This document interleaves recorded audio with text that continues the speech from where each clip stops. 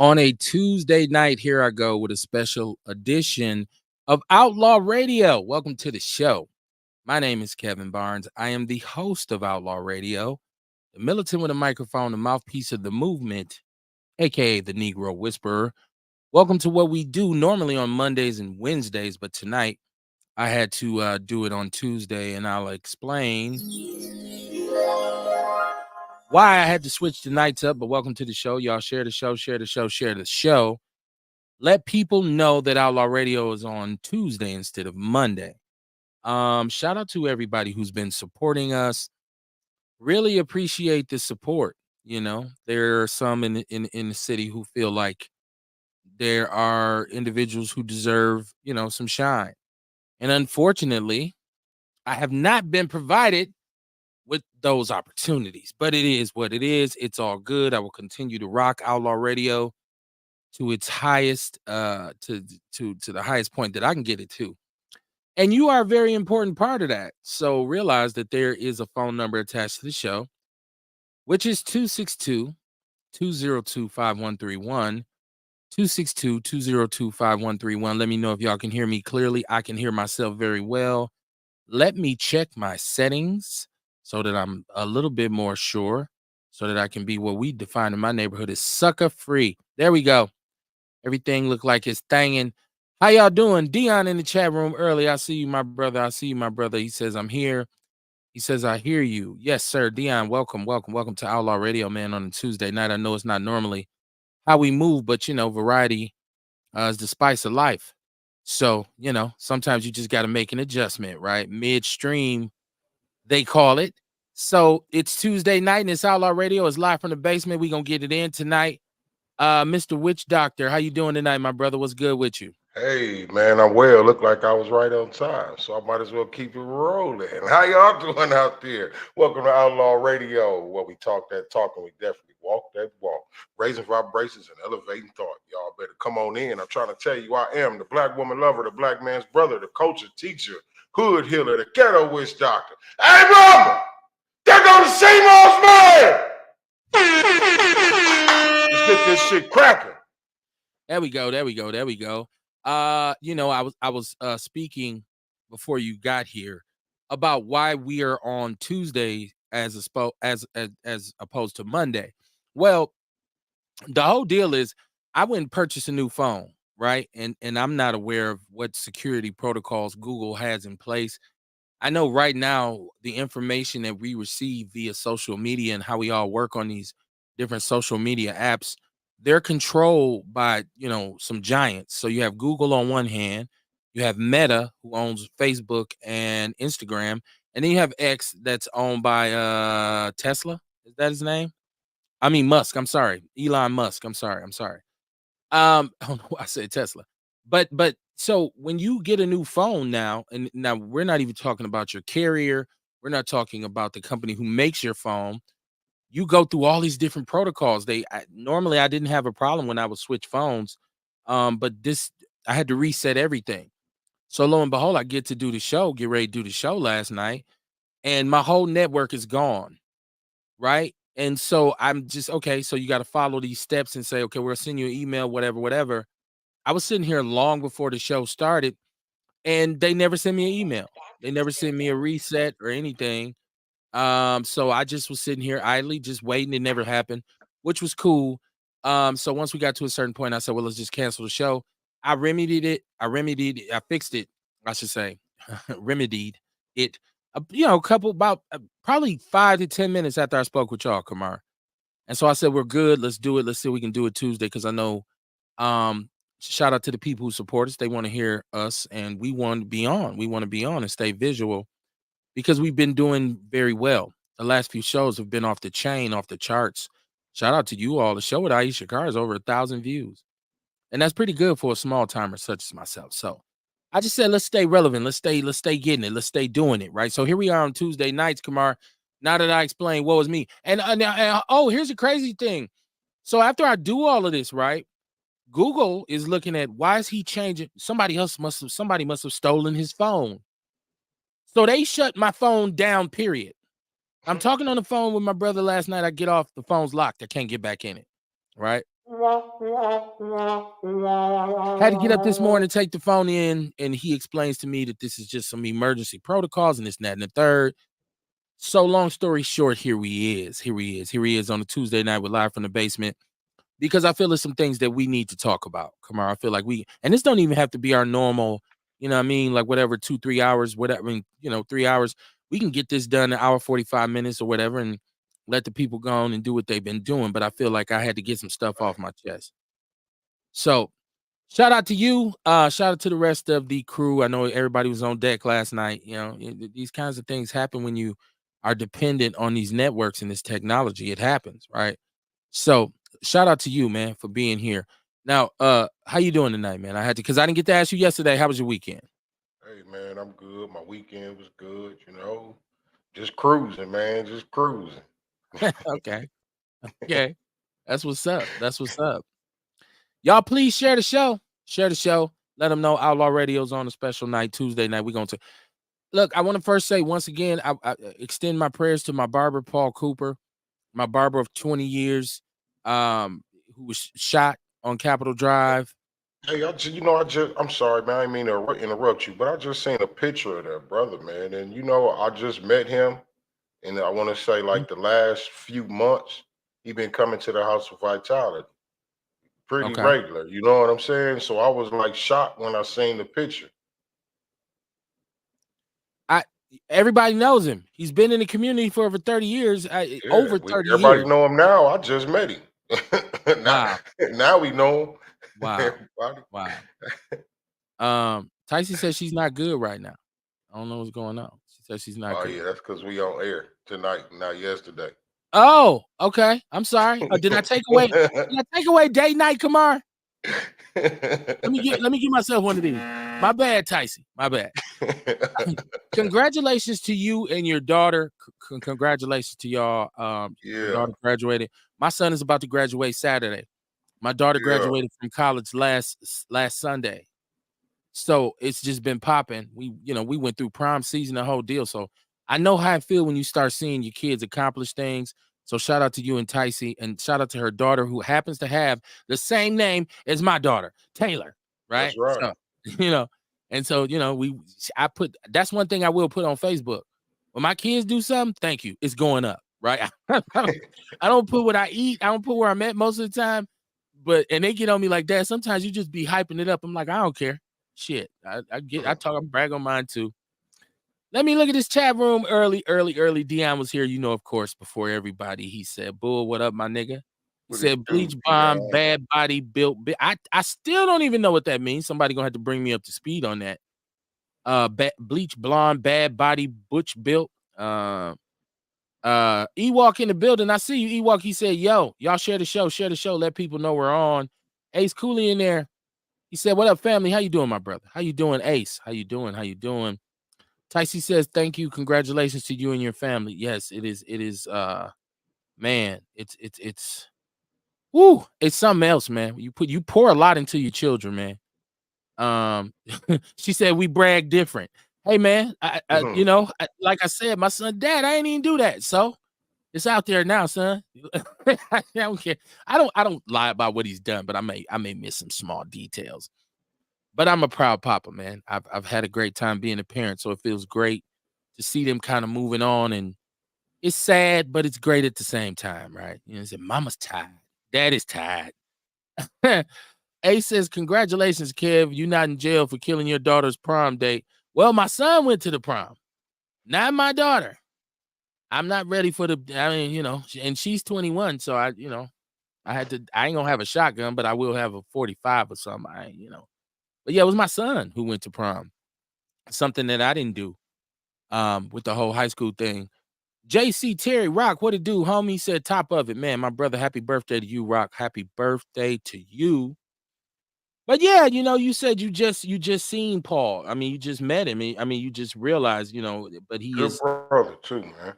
real good dude, man. And that's what I say about the whole tragedy of it is, you know, he's like I say, he's been cutting my hair for 20 years. I've never seen the foo fop in his shop. I've never seen the crap game. I've never seen cats blowing trees. I've never seen, Hmm. just wildness. I don't know him to be dipping and dabbing, trying to be out here in the streets. And He cut hair, and he has done it for so long that whatever vehicle he drives, he has vehicles. He's a car dude like myself. So he deserves whatever he has, right? He hasn't robbed anyone. He hasn't stolen anything from anyone. So it's a shame that that's what our city has turned. Like we talked about, man, they robbing food trucks. They hungry out here. Milwaukee is hungry, man. The streets got to eat. And this is why we keep screaming to these leaders who try to create false narratives and paint full pictures of our city being safe or our city progressing and trending in the right direction. Well, I do realize when we talk about our community versus our city is two different things. You feel me? So maybe some parts of the city are seeing some movement, but our community, for the most part, is still, sugar to shit. Definitely. So when they try to sell us on this is why I get so upset about, nobody holding politicians accountable. This is why I rock with Miss Beverly Williams, looking at the fraudulent practices of Hey, she MPS was and just their shout out to leadership. Beverly. I just saw her on the news today. Again, right? Yeah, going at him. Again, Going right. at him. On their Speaking of heel, being on the news, I was just on the news today too. as 6 usual. o'clock TMJ4. Again. Yeah, check out TMJ4, y'all. TMJ4.com. I did a little. What's his name? Charles Benson. Charles Benson had me come be on a panel. We talked about healthcare in the United States Okay. and insurance and the different stances with Democrats and Republicans. Okay. You Okay. know me, I give them the whole overview. I ain't with neither. But I feel like if you got a heart, you know what I mean, you should be able to sit down at a table and come up with something where everybody can get some kind of health care. Absolutely. Absolutely. And it's funny that when I asked you how was your week, you didn't even mention that. You just said, it's cool. It's all right. Life is life, man. Right, Hey, right. You can say, I've been all on the news. Yeah. Yeah. but you know, I actually did that interview not last week, but that last Friday. Okay. So it was So you older. know what I mean? I kind of forgot about it till just now. Yeah, yeah. And you're growing because you have another wellness our way coming up. Talk about what you want to do with that. Oh yeah, it's going down, man. It's getting bigger. It's getting bigger, y'all. Look, now this week we got Promise from 105.7, the host. We got Okay. DJ L Boogie again, spinning the records, you know, keeping the music flowing. We got some more vendors, some new vendors that's coming in. We still got the yoga, we got the emotional intelligence, we got the shadow work, y'all. Come on down, and I'm gonna tell you about it. We're gonna have some more stuff. I'm actually even thinking about doing a guided meditation and maybe some Okay. qigong. So you know what I mean, y'all come check it out, man. I'm just getting the confirmations now. And I think I'll be there doing interviews again You're live. definitely gonna be there doing interviews. Well, I don't know. Once again, I don't see Outlaw Radio banners. It is what it is. At this point, I just have to, Kendrick Lamar and be humble. I guess it's just, It's coming, it's man. It's not coming. about you, Kevin. It's not about Outlaw Radio, right? I get it. I get it. I get it.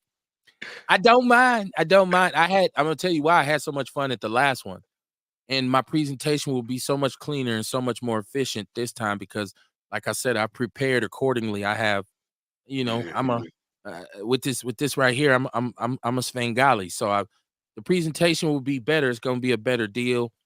And I'm looking forward. I enjoy meeting entrepreneurs because at this point I'm thinking about an entrepreneurial pursuit for myself. mhm, Like, okay, going into the next phase, how do you make your money make money for that's you, right. right? And so yeah, I'm moving in that. So I really appreciate talking to people who saying, hey, I took a leap of faith. I stepped out there.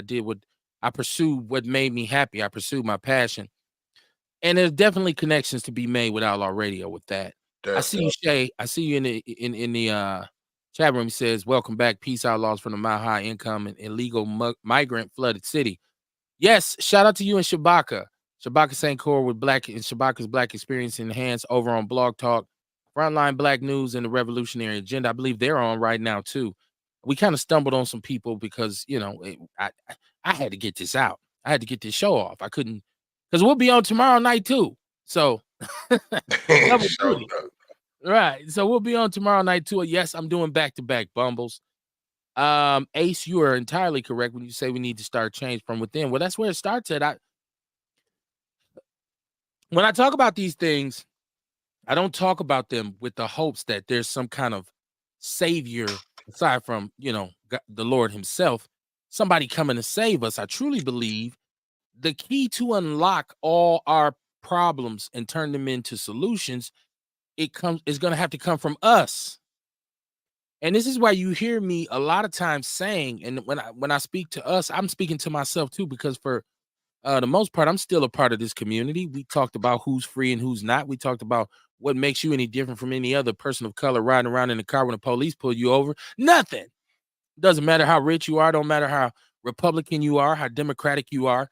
You're still subject to be treated the way they treat us in this country.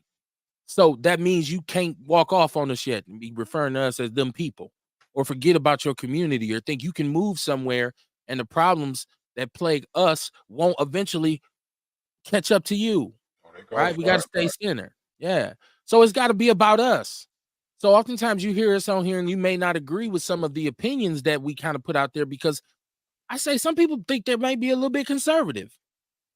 I've even heard black people say, man, you sound like one of them Republicans. When most of us are out here screaming and ranting and raving against the crime bill, when I flash back to what was going on in the community during that time, I say it was needed. People don't like to hear that, right? They don't like to hear that. And a lot of the people who talk about the crime bill, ironically, don't even know what it involves. They just know it. That's why black people locked up. Right. And so black people got to get off of some false narratives.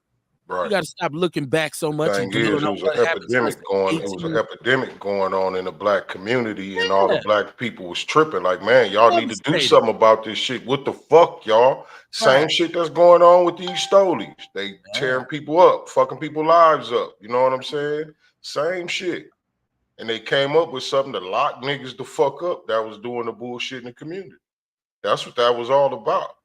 That's right. And it was devastating. So if you weren't there, I don't expect you to understand if you weren't there. And a lot of times you hear people talk about it because they seen the movie. Right. New Jack City don't give you the whole story. Trust me. Right. Yeah. Juice Lady in the building was popping. Hey y'all. How y'all? We're doing well. We're doing well. We're doing a special edition of Outlaw Radio live from the basement on a Tuesday night. Normally we're not on Tuesday, so I figured, we'll sprinkle some of this into the atmosphere. I thought this was a regular night. Look, who knew it was Tuesday? What? Right. Wow. You might be working too hard. Time to head to Columbia. Shout out to Crystal Ship. Crystal, we gave you so much credit for how you just took the horns at the last wellness our way. I thought you deserved something. I don't know. Maybe they got to give you a bouquet of flowers or something. But you done. I actually, that's one of the things that made it great for me, is how you was just boom, boom, boom, and I said, man, I wasn't even stressed. All I had to do is do what I do, which is sit in the room and run my mouth. And so, shout out to you. She says it's time to. She said it's time for me to get to Control C and get that banner. I'd like to talk to you about that banner.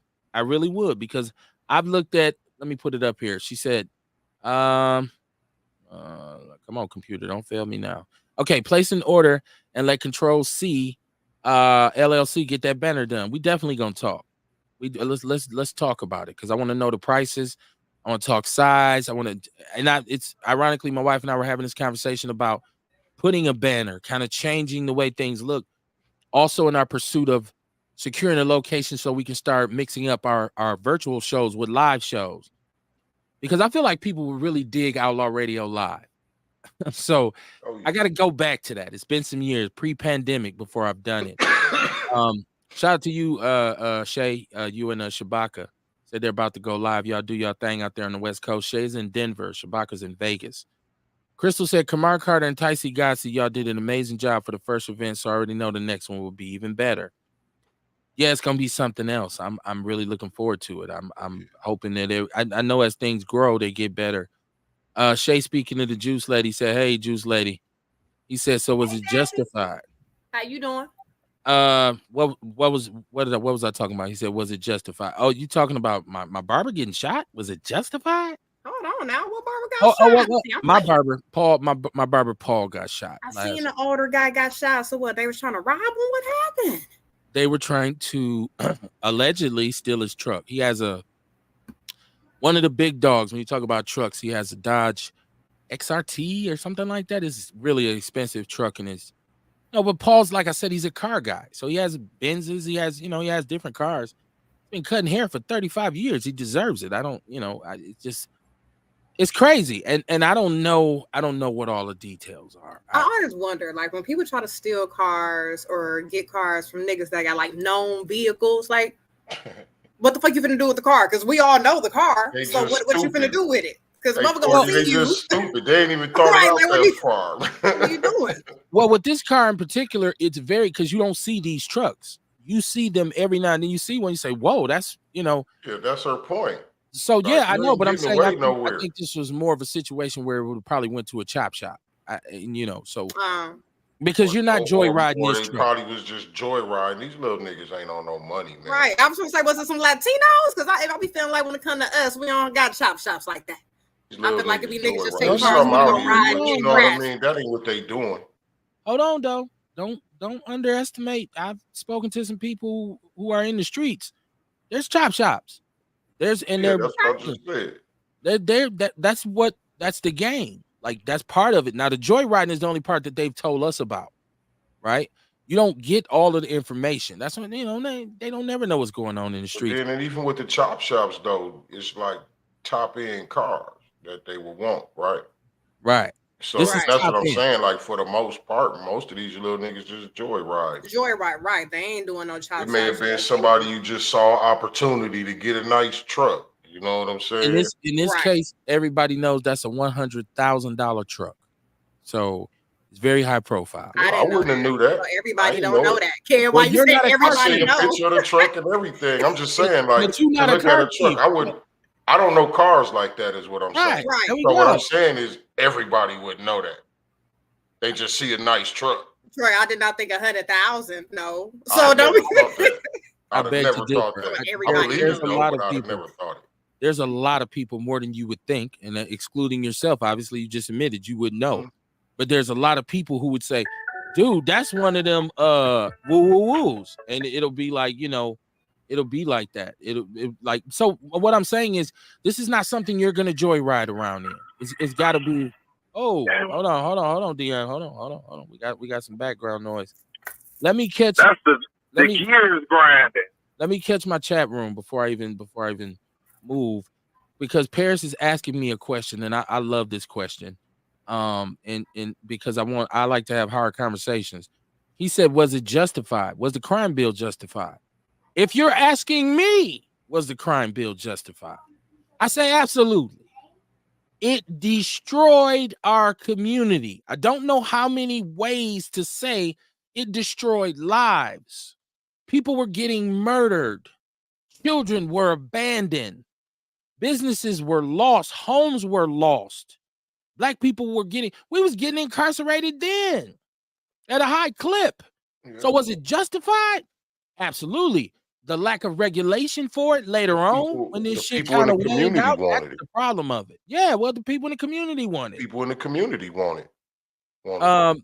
Ernest says, bad built, bleach blonde, butch body was said by Jasmine Crockett against Marjorie Taylor Greene. Okay, I gotta not up on that. Not up on that at all. Don't pay attention to that.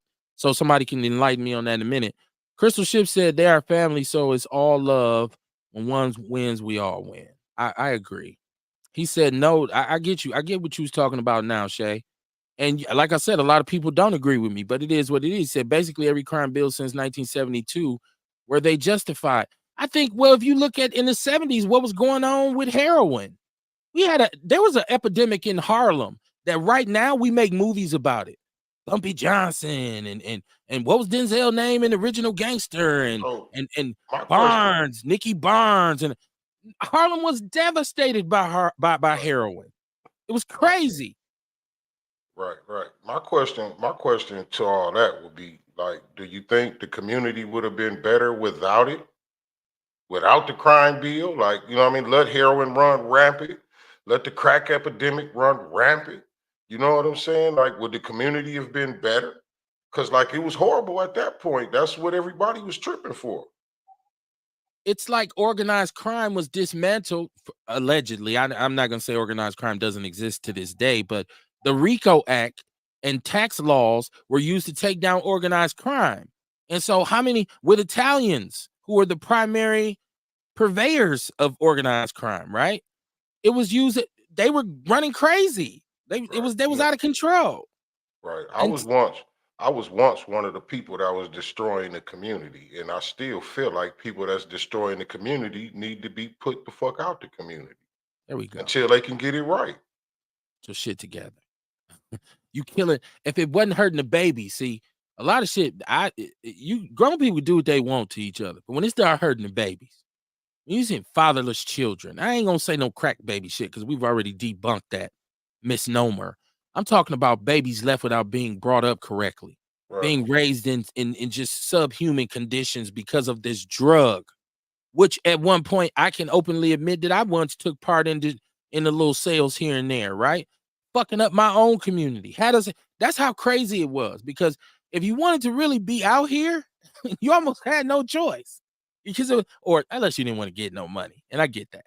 I liked money. And I was fascinated by the having money, just having $200, $300, $400, $500 just on GP. Like, I ain't broke. I ain't gonna be broke. I need to. So, and I didn't have to, but I did. That's how crazy it was. And if my ass had got caught and they locked me up, I would have deserved the shit because I shouldn't have been doing it in the first place. And that's the reality of it. Hold on. I got some more in the chat room. Let me get this. Crystal said they strip them and take them to the city and sell parts. Well, you know, I was speaking with my brother, Crystal. You're exactly correct, because my brother was saying that where he's at, North Carolina, they go as far as Chicago just to steal these motors out of these Hellcats and RTs and Scat Packs and all this kind of stuff. And they ship them across the country, and then people buy them off the black market. You see somebody with their car fixed up on Facebook, you don't know where the shit came from. She said they're using the parts to build other custom vehicles. Now let me help Kamar, you can help me with this. Subanan Shu Tut Amun Ra. Yep. I think that's what's his name. What's his name again? He changed his name again. He changed his name, right? He came in under another name. It's all good. Yeah. Mama Jenkins, how you doing? Shout out to Mama Jenkins, who donated to my wife's fish fry that I had posted last week. She donated to it. Appreciate you, Mama Jenkins. Grateful, grateful, grateful. She said, "Good evening, my Outlaw family. Let's get it on tonight. It's just as good as Monday." She said, "I'm fed up with this damn raggedy city." I think many people echo that sentiment. Jesse Perry said the young people or old people were calling for it. Everybody, hell, it's not like, because look, we all lost people to this.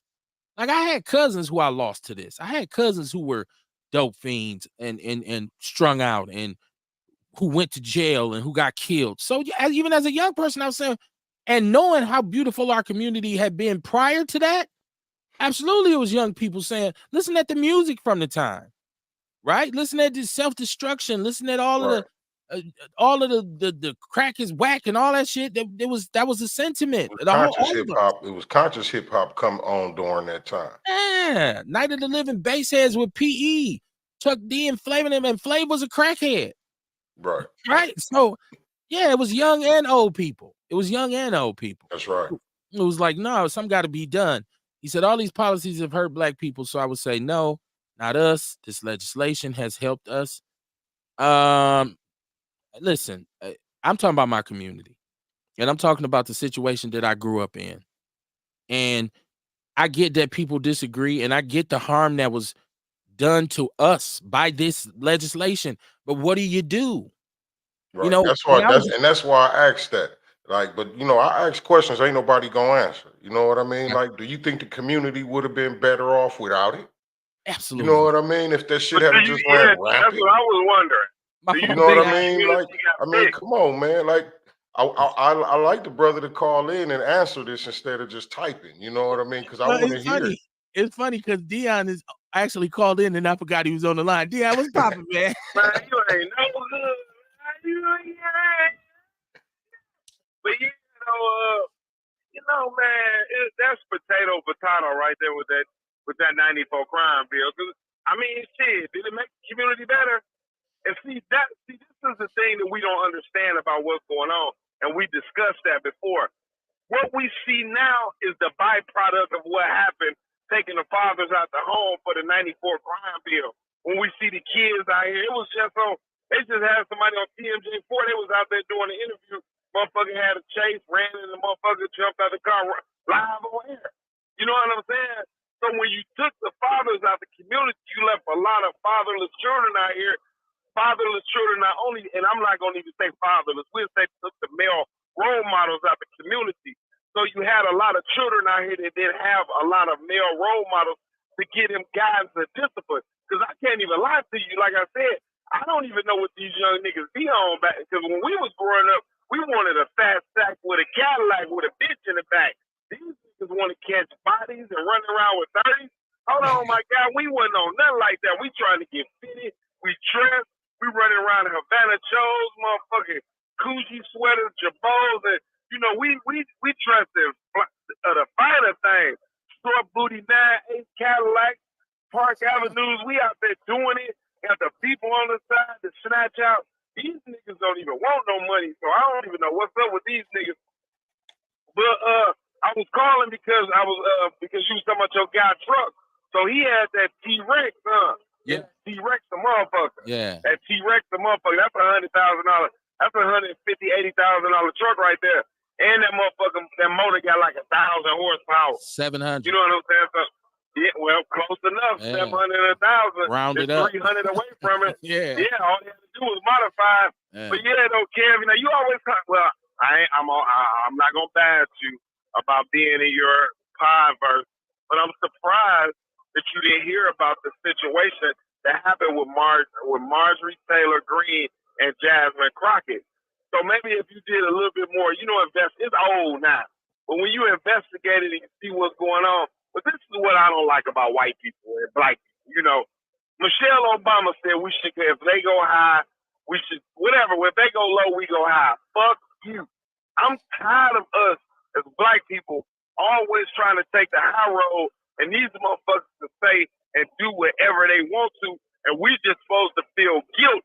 I'm just like, I be really fucked up though, Kev, about this whole shit. Like, why do we try to act like these people ain't ancestors of the people from the 60s and the 50s that was hanging? It's still people right now today that's living and participating in lynchings. Like, I don't even know, like, where these niggas got too much God in them.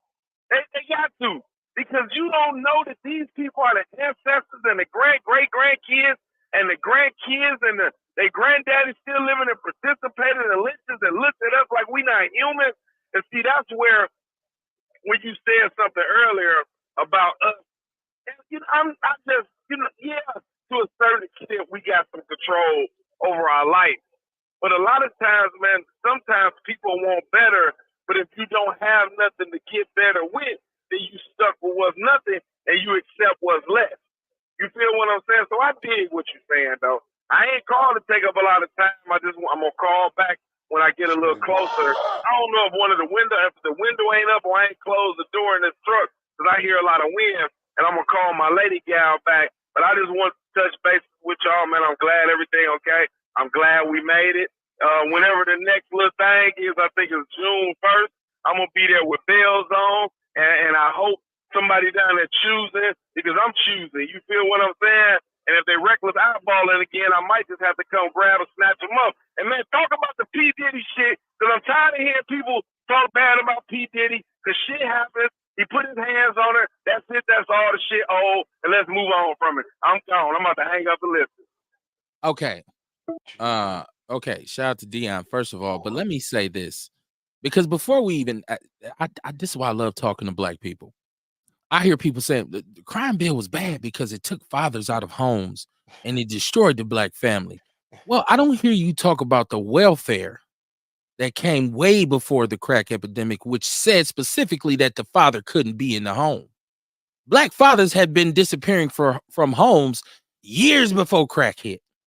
We've had a fatherhood epidemic since the mid-60s at least. Hell, Vietnam took black fathers out of the home. You understand what I'm saying? That heroin took black fathers out of the home. Okay? So we can't just hang this on the crime bill because, once again, the way welfare was designed, especially in Milwaukee, which made it so sweet for people from Sweet Home Chicago, was that you can come up here and get that check, right? Man ain't in the house. Hey. Hide his shoes. So that took that cycle had already started. Crack just pushed it forward. And then we just gonna throw accountability out the window too, right? Like I chose to sell dope. There you go. That's why I got caught. There's some who didn't. There's That's some who why said I I went had to to do it. prison. I mean, most niggas chose to sell that dope. You know what I mean? You make a conscious decision every time you serve somebody. There you go. You know what I mean? Despite the risk, occupational hazards and whatnot. I can't even say his name. I'm gonna call him Amin Ra. He said, "Kev, you try to justify for the community." Shoe Tut Amin Ra. Yeah, that dude. He said you try to justify for the community wants, and what the community wants not good for the community. For example, my grandmother throwing a lingerie party on the weekends No. because she likes to model. I got to find something to do this weekend. By the way, first of all, I don't know what the hell you talking about. That ain't got shit to do with the price of tea in China. The community don't want what the community want. The community. So what the community want ain't good for. So again, I ask, do you think that shit would have just been cool if they'd have let that shit run rapid? If they'd have let that heroin era, let it run rapid. It's cocaine, the crack era, let that shit run rapid. Fuck it, don't do shit. Do y'all think it would have been all right? I don't. Like, what the fuck, man? What's wrong with people? You know what I'm saying? We choose to do everything we do. Quit throwing accountability out the window. I had this thing when I used to teach school, and it was that I won't sacrifice 35 kids for 3 or 4. So even though these 4 kids might have had it tough at home and didn't have a father and had all kinds of situations, when they acted up, I kicked their ass out because I had 30 some other kids to teach, and I wasn't gonna sacrifice. You know what I'm saying? Right. You gotta go. I ain't got no daddy. You still gotta go. Throwing these scenarios out here. Okay, we got one motherfucker in the room with 30 people talking about he finna shoot everybody. Do we get rid of this one motherfucker or leave him? And he didn't have no daddy. Get rid of his daddy. Rid of that nigga. Kill that nigga. What the fuck, man? We got another caller. What's poppin', man? You live on Outlaw Radio. Hey, what it do, family? What's that, Sean? Sean Mo, what up, man? What up? What it do? Negro Whisper, where that juice lady at? You see where I'm at, man. You looking at the screen. Don't be acting. Yeah. Nah, I ain't looking at the screen. I'm on the phone. I ain't looking at the screen. God damn it. Anybody got time Anyway, for how this? y'all doing? I didn't call to get into it with you, Courtney. I can't tell. You came right at her. You know what I'm saying? Where the juice lady at?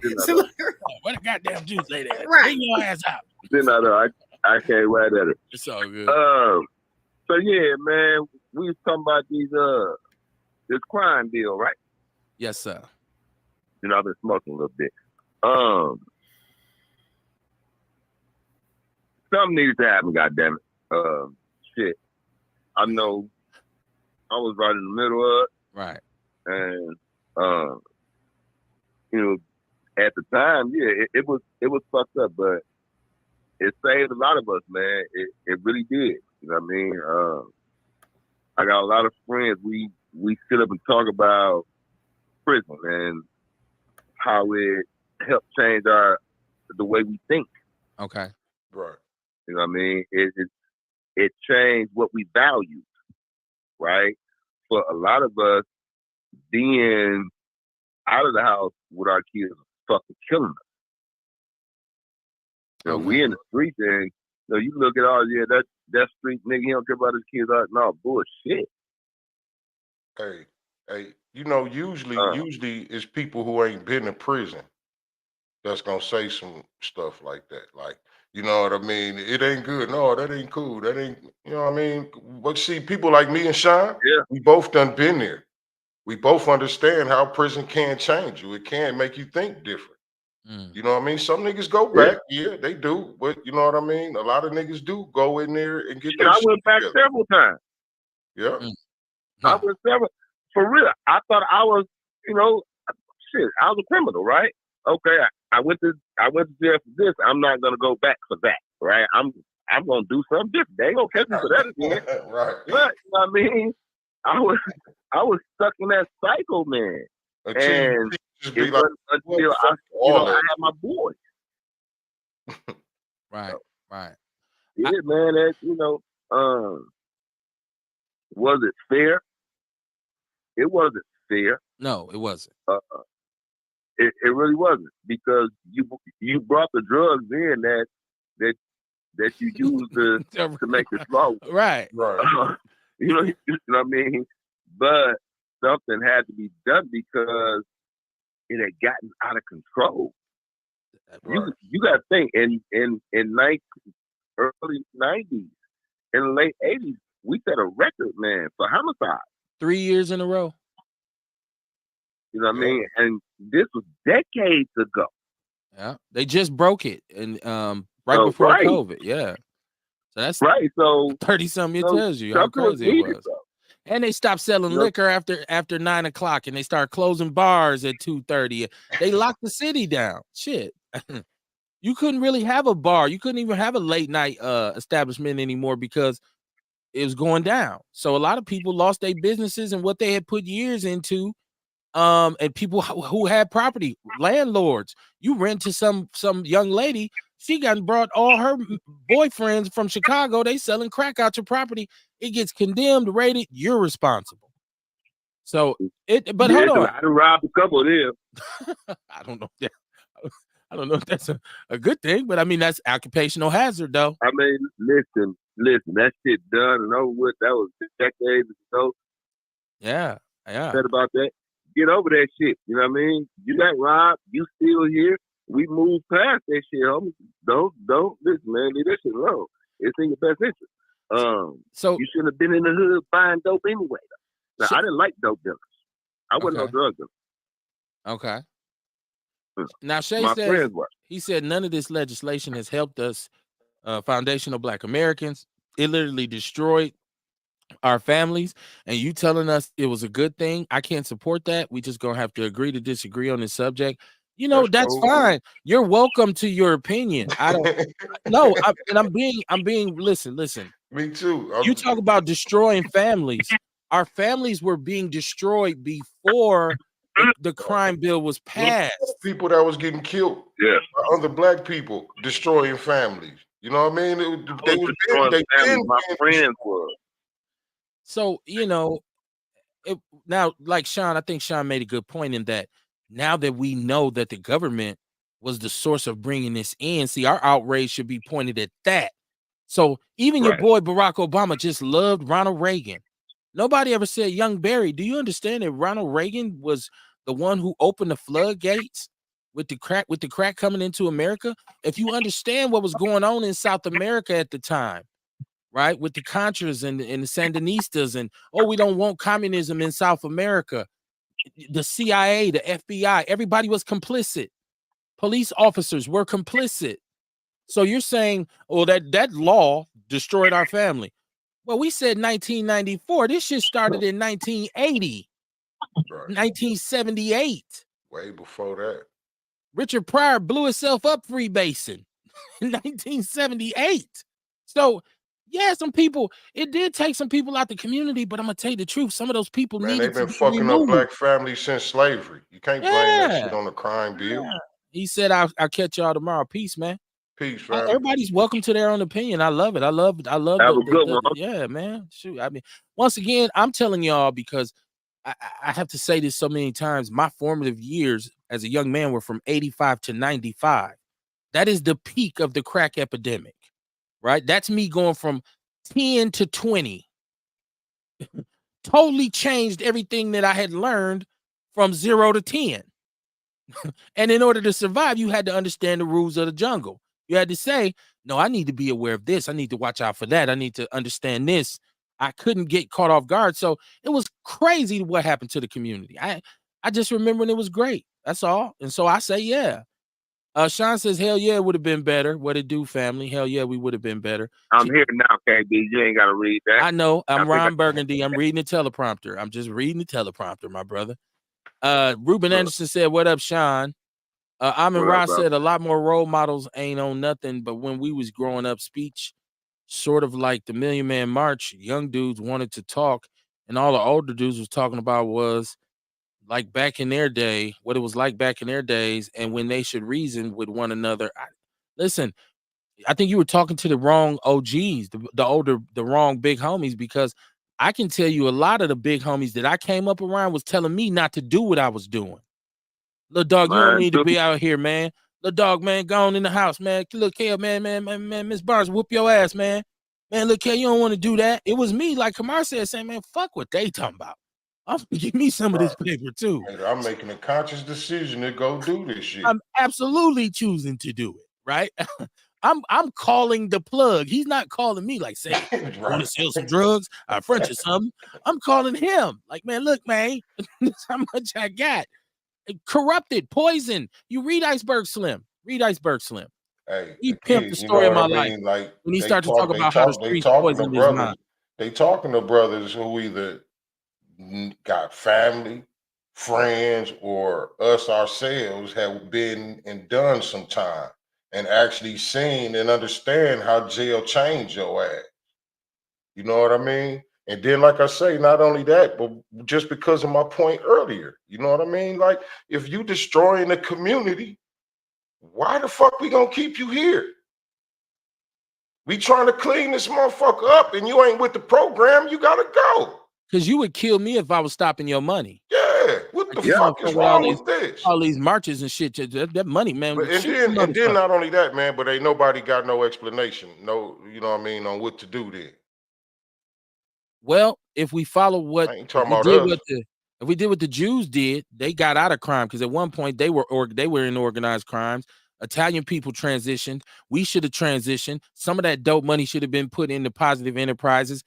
Listen, I'm not here to argue. I'm not here to argue back and forth with somebody who says, Kev, how can you say that locking black people up is a good thing? Because that's not what I said. That's not what I said at all. Well, I said locking some of them motherfuckers up is a good thing. Okay. Some of them motherfuckers need to be locked up. The opinions expressed on Outlaw Radio are solely those of the motherfucker that hurting our elders, you hurting the women, you fucking with the kids, you know what I mean? You got lock to go. These little bastards up, come on. Yeah, lock their ass up. He said, I don't understand, Kev, why people saving the community. We saving the community, not them other crazy motherfuckers. He said, I don't understand why people say we have the same ancestors when our ancestors are not the same. For example, Spanish person that lost his car, maybe ancestors' name is Carlos, but ancestors mean someone older than you. Anyways, not your elder. I hope that didn't go over too many. I hope that didn't go over your head because I don't even know if you know what you said, brother. Tell you the truth. What the fuck is he talking? Who? Well, y'all got some new guests around this motherfucker. Hey, Outlaw Radio is for everybody. Ruben Anderson said, I hear a lot of insecurity in what the brother is saying. There are no visible walls stopping fathers from raising their children. You can no longer look to the past to justify the current mess taking place. Thank you. Ruben, that's my point all the time. I say, I understand. Look, yes. How much tragedy, how many injustices have been just perpetuated on our backs? That is an actual fact. But at what point do I move on and do what I got to do for me and mine? At what point do I say, you know what? Let me move accordingly then. I thought history served as the greatest teacher, so you won't repeat it. Crystal said, wow, it's no excuse. Surviving assault and healing from it is lifelong. To the guests that are watching that happens to be survivors of DV or sexual assault, we believe you and you are enough. Oh, she was talking about Diddy. We're going to get into Diddy. Let me finish reading my comments. John Fletcher, what it do, man? He said, what up, family? Let's go. How you doing? How you doing, John? I'll let you. I'm going to stay around for Diddy if y'all don't mind. Yeah, you good. We on Tuesday night, so we just cruising. He said, Kev, would you or the Outlaws choose a table with an EBT card or a trip to P. Diddy party? Which one y'all choose? EBT card? I gotta choose. Why is it an EBT card involved? Right? And I gotta choose between an EBT card and a P. Diddy party. Right. Goofy ass nigga, I got a whole business.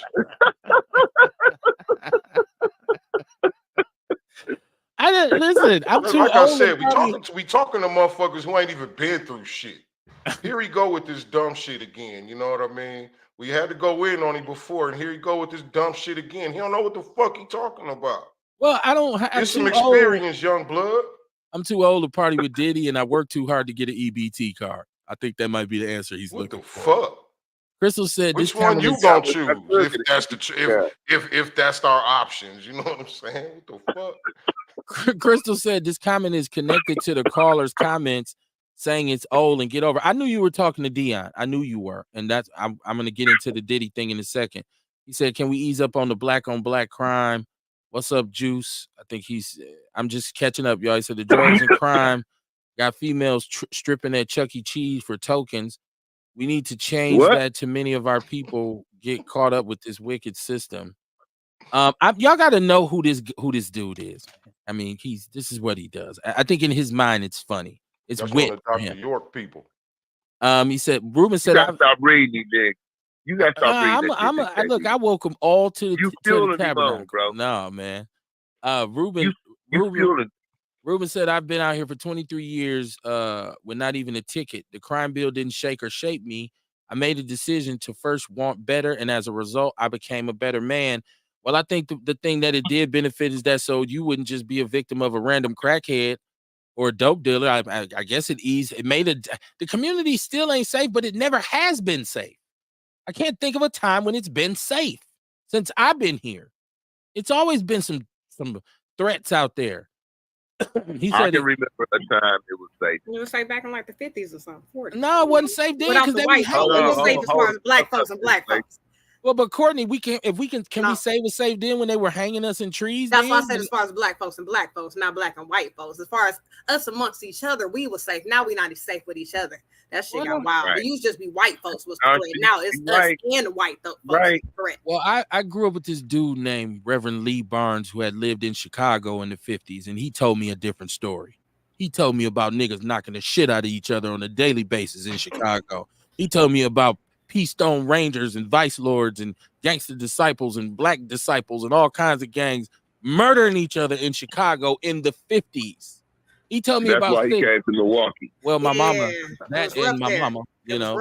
So, like I said, it was rough in Chicago. See, came to Milwaukee because it was safer. So, but when we say, well, it wasn't black people, it was. I mean, California, Oakland, St. Louis, New York, it's always been niggas knocking the shit out of niggas. It was sound like you said all the major cities though. You know what I'm saying? I feel like all the smaller cities kind of had it. No, we didn't. I don't know, man. Shit. Right.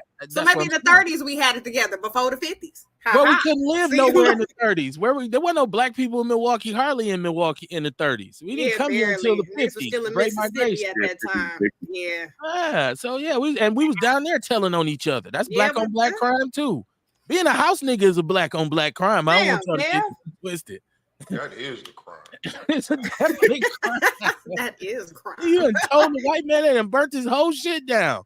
That's black on black crime. Snitch ass nigga. Hey, look, that's where this shit come from. Snitch ass nigga. Right. It's black on black crime. So if you was a coon, you were black. You part of black genocide. Hey, I got a question for you, KB. What's up? Why y'all on Tuesday? Because I got a new phone and it just Google security protocols along with Facebook and YouTube just knocked my whole system out last night. So I wasn't able to do it. So you still on Mondays though? I'm on normally Mondays and Wednesdays. We'll be on tomorrow too. Yeah. Right. Okay. I'm trying to get our schedule and shit now. Be all up in our business. Chill out. I wasn't talking to Courtney. I know nigga schedule. What you doing, Johnny? Kevin Barnes don't sound like Courtney Francois. How your podcast going? You still podcasting? I ain't seen no videos or nothing. Did you block me on Facebook too? Like Vince? I ain't seen you. That's because excuse me, young lady. Yeah. That's because I've had some priorities that I need to take care of on Tuesdays and Thursdays from 6 to 7:30, and my co-host goes to sleep early, so we can't do Tuesdays and Thursdays until my wife is back walking on her own. Okay. So that's why I haven't been on. Since okay. I just know I ain't seen you on Facebook. You used to be posting every day. I'm just making sure that you don't leave no remnant. You ain't blocked me or nothing, did you? Like I said, like Vince, because I ain't seen you. I'm gonna go look you up because I Hey, hold on, whoa. Vince blocked you, Don't do I that. don't know. And then every Don't time do we on that. the podcast, I ask him, he don't want to respond. Don't Like, do that though. It's Don't also do that, very dog. funny that Sean started by saying he ain't calling in to argue and mess with the juice lady, but they end up look you up, arguing. Sean, I see No, you. you heard what she just said though, bro. She she put me and Vince in the same sentence. Oh Lord, please don't start this. So she's Listen, trying. let me get to my chat room. I was not. I was just trying to make sure that I wasn't blocked. Sean is stirring the pot. But I ain't blocked. Ruben says, "LOL, bro." Yeah, he's you know, he used to have a different name, but you know, Ladella Greer, what it do, man? He said, "What the fuck?" I don't know what me you and Vince good. Me and Vince good. That's I don't want a problem. It's because I ain't following you, Sean. I unfollowed you. That's why I ain't seeing you. Oh, My wow. bad. You're gonna make it worse. Just put gas on it. What's he say? I unfollowed you, so I ain't followed. That's why I ain't seeing your post, because I'm not following you right now. Because sometimes some of y'all be posting too much, and I'm like, I'm finna snooze. And then when y'all come back off the snooze, y'all be back posting too much, and then I unfollow. But I still want to be your friend. I don't even know what you think. Okay. I think you said you unfollowed me, which I'm so saddened by that. Don't leave, but we still friends. Heartbroken. We still friends. Y'all gotta figure out a better time to have this conversation than live on the air. Still friends. This is not the Courtney and Sean show. This is Outlaw Radio. How he been, Kev? Right. This is Outlaw Radio, Courtney. Well, that's go for you too, bro. What you talking about? Fletch said he said I'm with you. I'm with Kamar. You got to go if you bring it down the community. Mama Jenkins said, "Who is that person? What is he talking about?" We don't know what he's talking about. I think he's trying to make a point. He's just a brother from the East Coast who checks in with us, and like I said, I think it's his attempt at being funny.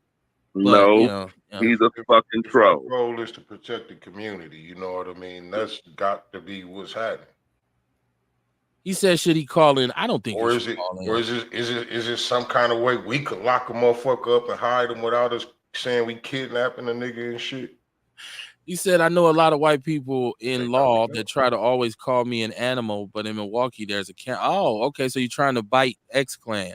Yeah. I remember all the times that they call me an animal, but in Milwaukee there's a cannibal. Oh, okay. I get that. So look, let's get to Diddy because this video. Okay, so just to lay this whole thing out, there's so many different angles with Diddy. Please call in. Please hit the chat room if you have an opinion. It's 262-202-5131. Shout out to Dion. Dion gave his opinion on it earlier. I don't agree with Dion. I think, first of all, let me say what I saw that brother do on that video was the stuff that stupidity is made out of, the stuff that savagery is made out of. Like, he is obviously is a brother who has been out of control, is a brother who's had many problems, who has many issues. But I will say this to his kids. But I will say this: the man did apologize. Okay, that wasn't no damn apology. Who did he apologize to? Come on, KB, don't do that shit. Hey, and he teaching that shit to his kids. That she was even worse. Is he? I don't know what he teaches. Listen, man. Listen, one of his sons, the one that had the rap, the song, that little nigga got an open rape case right now. Okay. You know what I'm saying? He fighting a case against the lady. It's a lady. Diddy rented a yacht for the family, right? Okay, I remember that. Yeah, and they got recordings of her telling him to get his hand off of her. You can't be touching me like that and all that shit. Right. Asking them, did you put something in this drink? I feel funny. Yeah, apparently he's teaching his kids the same shit. That could be, you know. Yeah, it could be. I got here shit. I'm just saying. I'm just telling you the story that I heard. I seen the story, and it is a fact that he's fighting this case. I don't think Diddy sat him down and said, "Here's how you do." I don't know if he's teaching him that. I don't know. You teach him by just doing. You know what I mean? It's just like be talking about like a father that beats his mother and the son is watching. He's teaching his son to do this shit. Okay, so first of all, Sean, you asked me who he's apologizing to, right? What I heard the man say. I'm just telling you what I heard, and I'm not justifying what he did because it is horrific. But what he said was, "I take full responsibility for my actions. I don't want your forgiveness. I don't I'm not looking for that. Right. It's all on me. It's my fault. I was in a dark place that I sought out professional help for. Okay. I don't know if he sought out professional help, but when he said, I take full responsibility for my actions, and I'm not even asking you got no choice to forgive me. Well, But, when you don't tease me, you ain't got no choice. Hold on. So when he says, this is me, this is what I did, he said it's unexcusable what I did on that video. He said I felt shitty then, and I feel shitty now. How come When he ain't come out and say that before the video was put out? who are we to tell somebody that? Hold on. Let me explain. Ask me a question. Let me answer it. Who are we to tell somebody when they apologize for something that it ain't sincere? But people got a lot of nerves. Hey, I'm gonna tell you why it ain't sincere. Back then. I'll tell you why it wasn't sincere. He wasn't. Who did he apologize to? I can't hear why it wasn't sincere. I can't hear everybody at once. Okay, I was just saying, back in the day, you say he apologized back then, he felt bad back then. He wouldn't have kept beating her ass back then. There's other women with stories about getting fucked up by Diddy. Like, if you felt bad, that would have been a one-time thing type shit. Now, to apologize now, he might be sincere now, but you might be sincere just because you lost everything. Everybody that dropped you and shit, your money fucking up. Hell yeah, you sincere. Look, man, I'm sorry. I don't think I did not mean, hey. Okay. Come on. Go ahead. The reason I feel like it wasn't sincere is because he didn't apologize before the video dropped. Okay. If he felt that fucking bad about it, the way he was damn near crying on the video, he should have came out and apologized on Cassie's behalf. Okay. I'm hearing everybody. I'm trying to soak all this up. My turn. My turn. Go ahead, man. Go ahead. Okay. Your turn, Sean. To reiterate what Kamar said, he did not apologize to anybody or Cassie, right? In this so-called apology, which wasn't no fucking apology, because who you apologizing to? I take full, yeah, motherfucker, we know you do, because everybody see you doing it. But up until this video came out, he was saying that all this was a lie. Right. That they just out to make him look bad. Yep. He was denying everything. Right? And then now he got a video. This video came out. I'm sorry. Oh, I saw him. I did this. I did that. Well, that means that either you were lying about them lying, right? Or this is a lie. Which one is it? It's both, motherfucker. You just a liar. It's unbelievable. And he caught. It's unbelievable how hypocritical. It is believable. It's unbelievable how hypocritical people are. And listen, y'all some hypocrites, okay? Not you all specifically. I'm talking about society at large. And especially if you come from, I will. Give me a chance.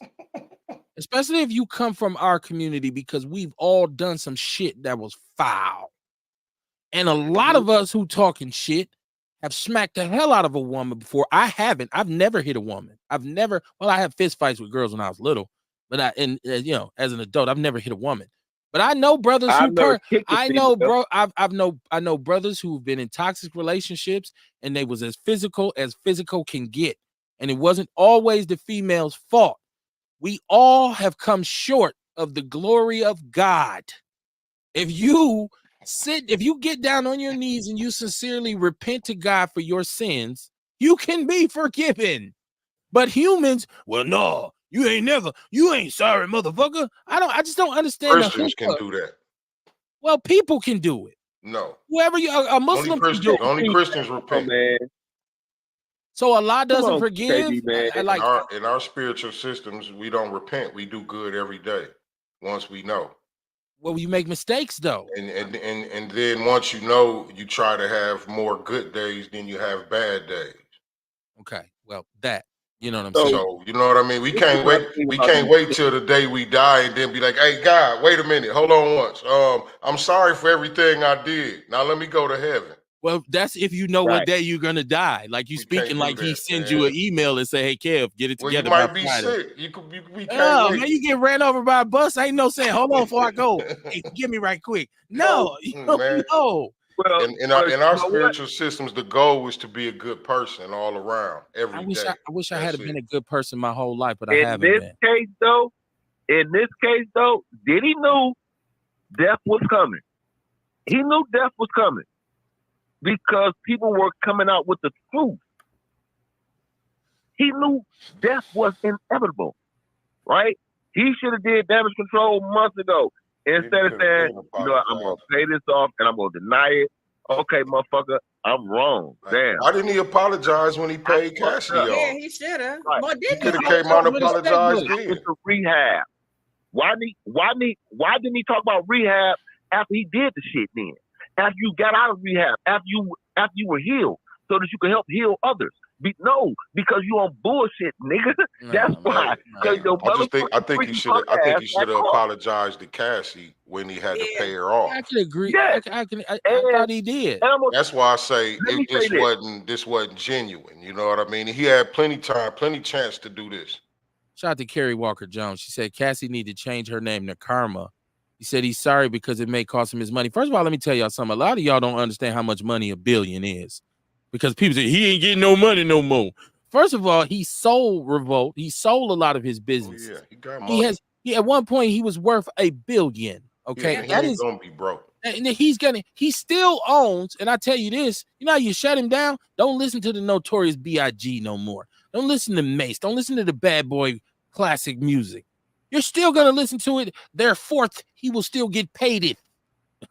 So he ain't finna be broke no time soon. But we mean as far as just, a lot of deals that nigga losing. Yeah, he might not go broke, but nigga, you losing a lot of deals. A lot of people dropping. When shit happen, they be dropping niggas quick. Like, oh no, we can't be associated with that. I find black people more angry at Puffy than they were at Weinstein or Epstein. Let me tell you.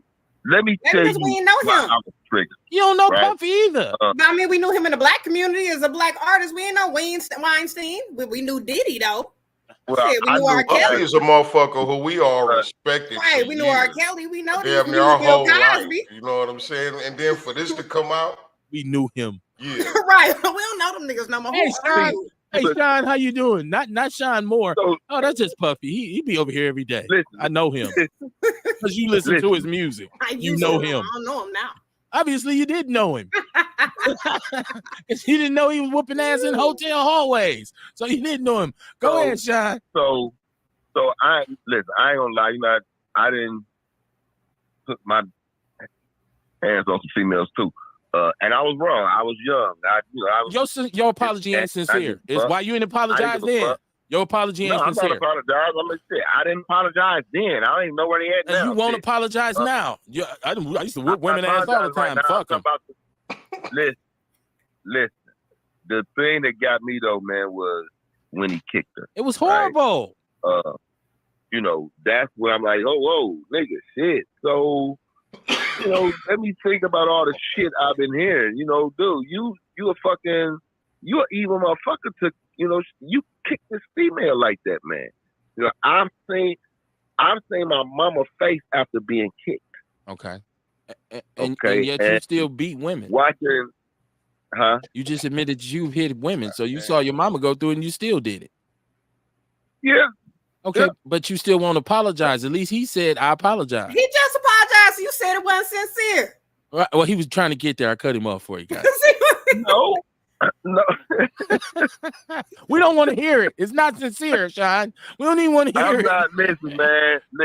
Listen. I ain't gonna sit up here about I apologize. I don't know if these people listening. Shit. If I see him and hey, I may apologize. I may not. I don't know. Looking back, oh my God, it was a wrong thing to do. I don't feel no pride or none of that shit in what I did back then. That was some fucked up shit I did. So I can speak on this shit because I wasn't there because I ain't never kicked a female. And I would never, right? You kick dogs and you ain't supposed to kick them now. They'll lock your ass up for that. You can't shit. All you kick is cans now. Yeah, he needs to do this fucked up, man. That was some bullshit. He only did it after that shit came out. Whoever his PR team, they need to be fired.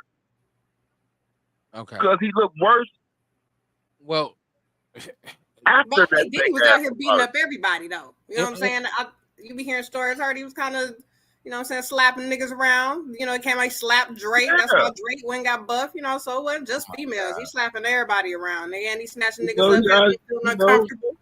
Look, Diddy was fucking with everybody. You wasn't selling men for record deals and shit.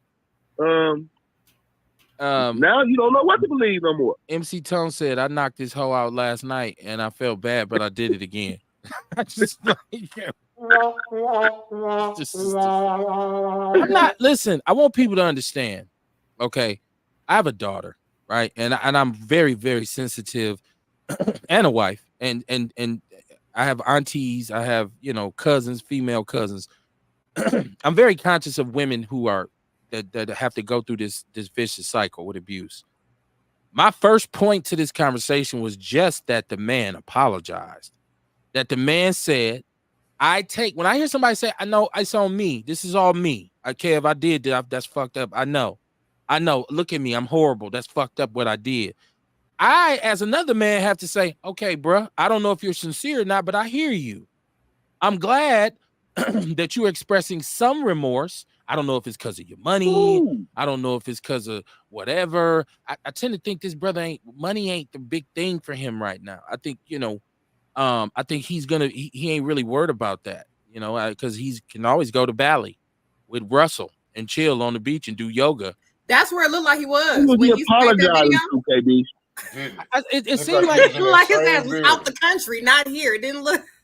So it was more of took that picture, right? It's more of a statement as opposed to an apology, because he said he wasn't looking for your forgiveness. So if you walked up to him now and said all this, and he'd say, "Motherfucker, I didn't ask you for your forgiveness.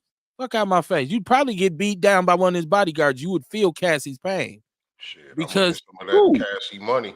Not if you came up on him aggressively. I wouldn't do that. Who gonna feel Cassie's pain? Nobody. I tell you what, that man probably got some security that put whoop your ass. Like, I know you, Sean. I know Eddie Murphy said, I know Richard Pryor told Eddie Murphy in Harlem Nights, I know you a bad motherfucker. But look, I'm not going to. I'm not. I ain't gonna see the nigga nowhere, right? Unless he come here. He ain't coming here. Right. So, you know. She said he would and be. If he come here, I'm gonna talk buku shit.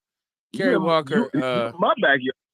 Kerry Walker Jones said he would be the rich man's broke, and then he won't have power, which is more important to him. Well, how do we know? Once again, people keep talking like they know this, bro. We just see how the nigga act in the videos. Everybody you see is saying that about Kanye. He be on the way people be uncomfortable. Hey, remember everybody was saying that about Kanye? He done. Kanye done. Man, this nigga money long as a motherfucker. Well, once again, the feds raided his house and didn't find anything. And what they're saying now is that the feds are the ones who leaked this footage. I've seen everything on YouTube from he's going to have a RICO case coming and all of this, right? But they didn't find anything in his house. He wasn't. Then the son made a diss record about 50 and then mentioned, like, y'all raided the wrong house. Y'all ain't know he bought the one next door. Right. But this little dumb ass. Motherfucker. Right. He dumb as fuck. He needs to sit his little ass down somewhere. Go on, boy, sit your ass down. That's where all the chambers and shit at. See, look. Right. Just tell her. Why you call himself getting that 50? 50 been killing niggas' careers his whole career. Yeah, 50 is a world-class troll, man. You know what I mean? Hey, man, 50. Hey, listen, 50 need a trophy. Fuck that. He do. Look, I went to see Freddie Gibbs on Sunday night, and Freddie Gibbs, he sounded just like Ja Rule, and he was celebrating 10 years, and I was like, damn, this is supposed to be Ja Rule celebrating 20. If it wasn't for 50. 50 and the feds, let's not forget that the feds seized Murder Inc., and there was no response record coming once the feds seized your shit. So 50 used 50. Listen, don't get it, you know. Ghetto Quran, I don't know if you ever heard where he told exactly, he named names. Come on, man. Like, people don't tell the whole story about who. Who did that? What the fuck is a Ghetto Quran?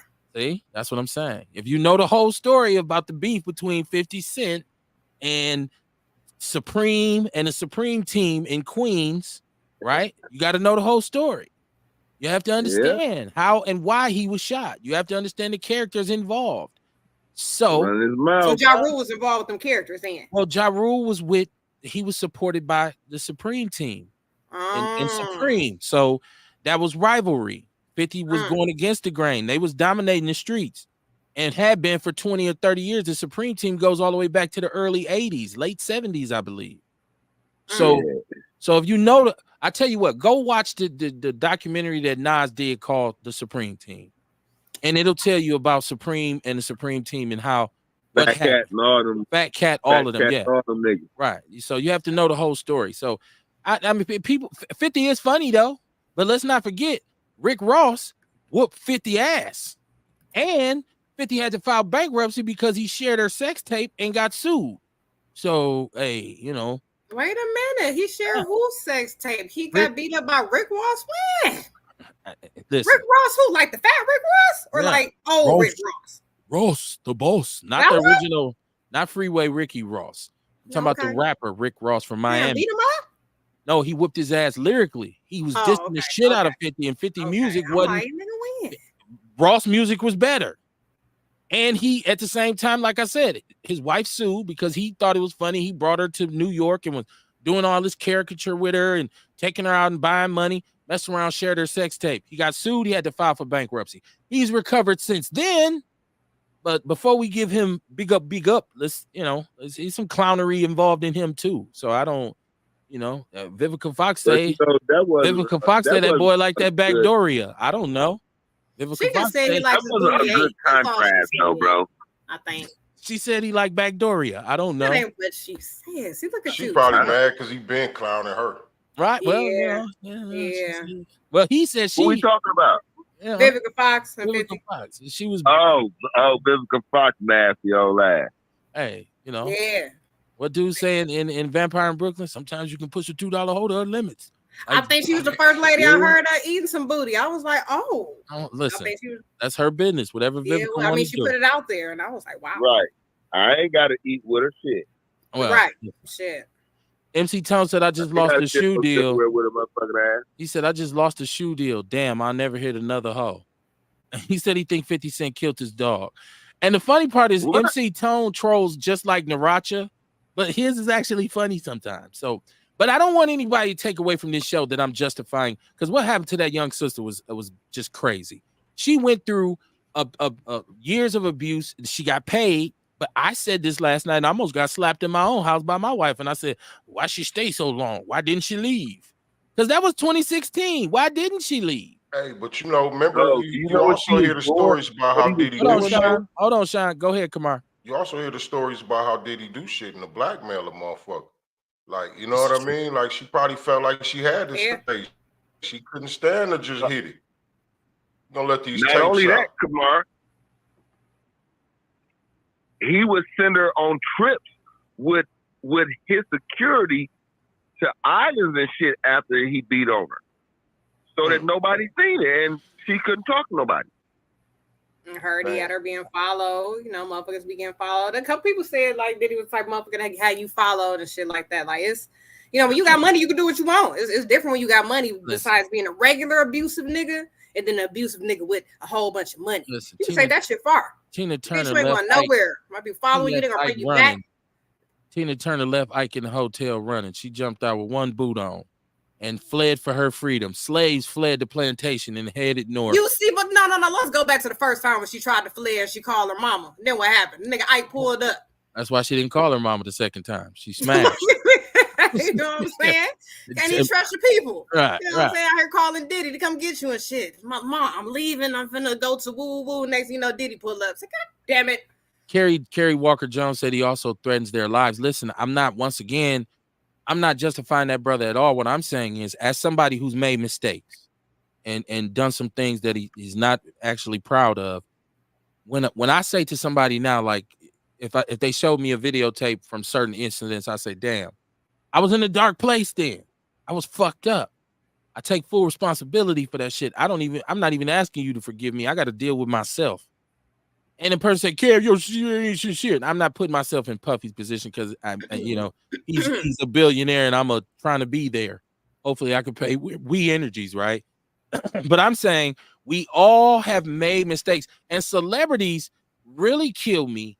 These celebrities, especially these rappers, 90% of y'all is foul and filthy, spreading STDs, making babies, not taking care of them, beating women. A lot of y'all done beat up women too. But it's hard though, man. Like when you currently still going through that type of shit, getting accused of that type of shit, and you going to court over that type of shit, and then this video come out, and then it's hard to say you was in a dark place back then. It is. But then even if you did seek help for it, obviously you kept doing it because, like I say, you're going through shit right now. There's a lot of the same type of shit. I like how they look. And you like how let us not forget Jaguar Wright. Oh my God. Yeah, Jaguar Wright too. Jaguar Wright is off her rocker. No, she ain't, man. Stop hating, Kev. You gotta give her that. Kev don't want to believe the real. Talk about this shit. Hey, Jaguar been talking about this shit, though. Look. Like I said, these Supreme Team niggas, though, they fine. They would have been my type back in the day. I like them. Okay, I would have been kicking it with them over. Do y'all think, dig this, though. All these people, dig this. All these people that know them, that say they was there and they seen all this different shit, don't y'all think the feds could call them up too? I'm asking y'all, this is a question. Like, don't y'all, because if they was there and they had knowledge of it and didn't report the crime, a lot of you know what I mean? Like, say one of these security guards was around through one of these child trafficking things. What they talking about? Party to a crime. Yeah. Conspiracy. Like, couldn't they call them up as party to a crime type shit if they find out that they was around? Well, and here he is on these videos. Like, yeah, I was there. He used to do this in the back room, man. I feel like, Kamar, that is the way the federal government breaks you down anyways. They don't, it ain't just about them getting you. They get people around you and threaten them and say, you're going to do X amount of years. And the person says, fuck it. I'm telling you. Of course. I know that part, but I mean, like right now, we see them on video getting interviewed and shit by Vlad. But it's too late now. You know what I'm saying? This is that like, double you was there. Like, I'm just saying, like, by you getting interviewed and you talking about all the different stuff that was going on, like, I feel like it'll be real easily to implicate these motherfuckers in this case with Diddy if he wound up getting caught into this shit. If it's some new shit, but it would only have to be some new shit and they really have to catch these people up. But like, as anything with Cassie right now, that shit dead because he paid her. That shit is over. She can't press for nothing unless she would have turned that into a court trial. Now, if that would have been a trial one right now, oh yeah. But now, since she got paid, she can't do nothing else. She can't seek nothing else or go after him for nothing again. Okay, so what if some evidence came up about Puffy and Pop, right?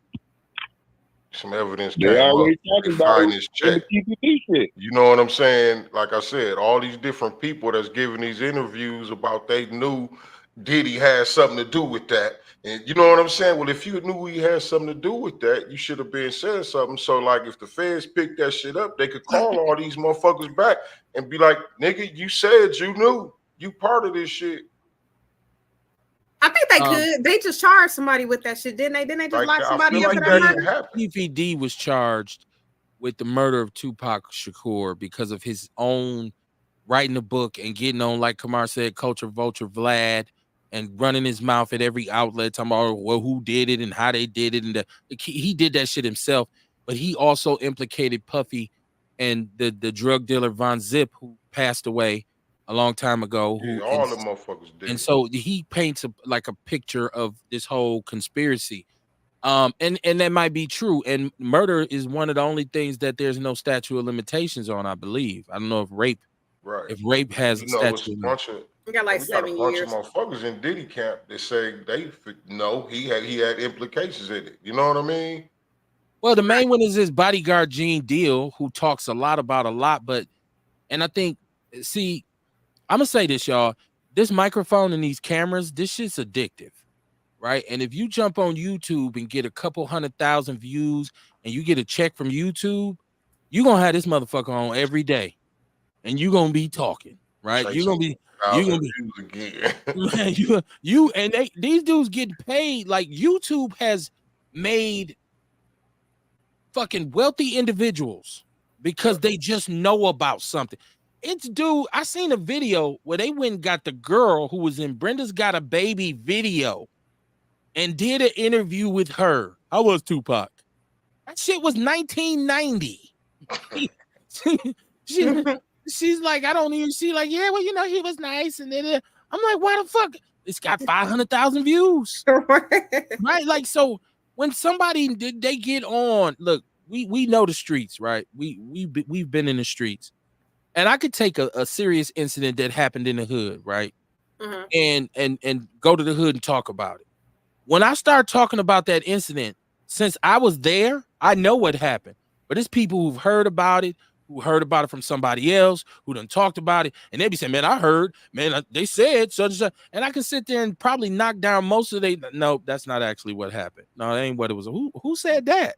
Who the fuck? And some of the dudes who was there embellished they role in it because they probably didn't do shit. No, man, I picked up a chair and just got to swinging the motherfucker. No, in actuality, you was in the car. You left first, right? So false narratives get spread all the time. I'm not saying this is the case with Puffy. I'm just saying a lot of the people who are coming out, like Kamar said, hell, if you sat outside a hotel room and you heard him in the room with a woman and she was screaming and you did nothing, don't that make you complicit? Right? Why you telling this story like, yeah, I know because I was there. Why you didn't do shit?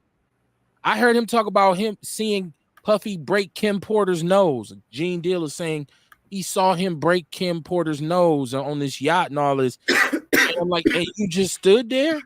Matter of fact, Gene Deal says Puffy slapped his own mama. He has a story where he talks about Puffy slapping his own mama and him, because he's 6'8", 280 pounds. He talks about him getting up then saying, reprimanding Puffy, like, nigga, you done lost your motherfucking mind or whatever. But okay. And he has been on for the past few years. He blames Puffy for the death of the Notorious B.I.G. So as long as you got a story to spin, you can get on YouTube and start selling that shit, and it's gonna go like hotcakes, man. I've seen people talking about shit on there that I know personally is a lie, and they still talking about it. Hell, I heard MCA throw Milwaukee under the bus talking about, yeah, well, Tupac got chased off the stage, but it wasn't no Milwaukee motherfuckers. Didn't nobody care about no Milwaukee niggas. It was Chicago. Everybody from Chicago came up here and went to that concert. And I'm like, whoa, so it wasn't no Milwaukee dudes involved? Like, Tupac just thought he was dealing with some regular Milwaukee niggas. These were Chicago niggas. Like, so fuck us, huh? Like, so these were some real niggas. Right, Milwaukee niggas. I'm here to tell H, you get your ass whooped at Summerfest now if you go down. He ain't brought his ass back with his fuck ass. Right, it's a lot, it's a lot to that. But I'm just saying, Puffy, it's crazy. Now we just got to wait and see. I feel like we're all in a wait and see kind of pattern where it's like, okay, let's see what else they got. Because if the government raided your shit a couple months ago and still nothing, I tend to think they didn't find nothing. So they had this video that he supposedly paid the hotel for. Let's release it. Let's make him. It's still, it's the same people basically who told us Marcus Garvey was stealing money. It took them 100 years to tell the truth that they was lying about him. Marcus Garvey was stealing money from y'all. They ain't had no boat for real. Black people say, oh shit, I ain't supporting Marcus Garvey no more. They've always put a false narrative on our leaders that the FBI went to Martin Luther King and said, we got you in the hotel screwing. Kill yourself, nigga, or we gonna send this to Coretta. So it ain't far from they reach to say, okay, let's launch a campaign, a PR campaign against Puffy. He does deserve it. He does, because there's no justification for what he did to that young lady. It is out of order. It's out of pocket. Yeah. I'm just saying, once he said, I take full responsibility, it's on me, then I said, okay, well, you go and face your consequences. I just think that was a politically correct thing to say. Okay. Understood. Like, what else was he going to say? You know what I mean? That's true. I'd have said the same shit. My bad, y'all. Me too. That's what I'm saying. Like, you ain't got no choice but to say that. Like, just imagine when you wake up in the morning and that shit is everywhere. You wake up and your phone ringing or something, and they like, man, you checked your phone. You like, nah. And then you look, you like, oh shit. And hey, look, but I was fucked up though. Like, I think when you give an apology, you're giving an apology for forgiveness. And you're saying, I ain't looking for nobody forgiveness. Like, well, then who are you apologizing? Why are you apologizing? You apologizing for your actions and shit? You know what I mean? So who are you apologizing to? I felt like he was acknowledging that he knows what he did was wrong. And he understands how appalled people are. That. Well, I mean, This is where we get to, Kamar. This That's is where the what I'm sticky saying. area. But I don't. Don't Do we get apologize. to tell him it's his statement? Do we get to tell him how he should have said it? I mean, we dissecting it. That's what said we're that doing. and That's end what we're it. doing. And I ain't gotta like what the fuck I'm saying. It is what the fuck it is. Basically what he said. Respect that more.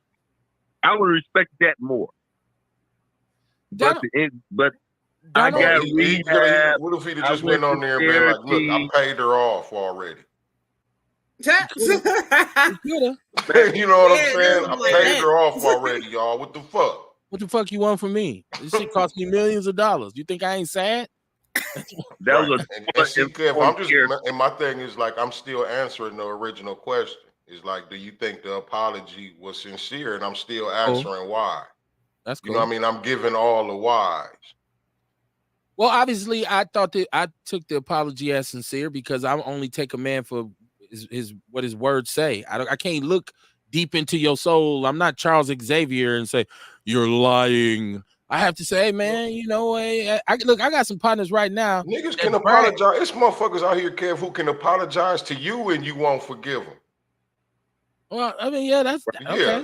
And you won't think it's sincere. You know what I'm saying? I didn't say I forgave him, Kamar. I'm just saying, but you would. They apologize, but you wouldn't think it's sincere. Yeah. Hey, man, get your ass out of here. Right. So we got so just like, you know what I mean, he don't need our input, but we got the right to have our input. No doubt. I mean, we talking about the shit, right? So, yeah, we talking about the shit. That's what I'm saying. This is what you do when you. But I just hate to hear people because I seen all these celebrities coming out. Yeah, I'm disgusted. I beat your ass, Puffy. I beat your ass, nigga. And then in a few years, when it's your turn, when somebody got some footage that your ass didn't know existed, you gonna be on. Like I'm like, some of you dudes got cases right now.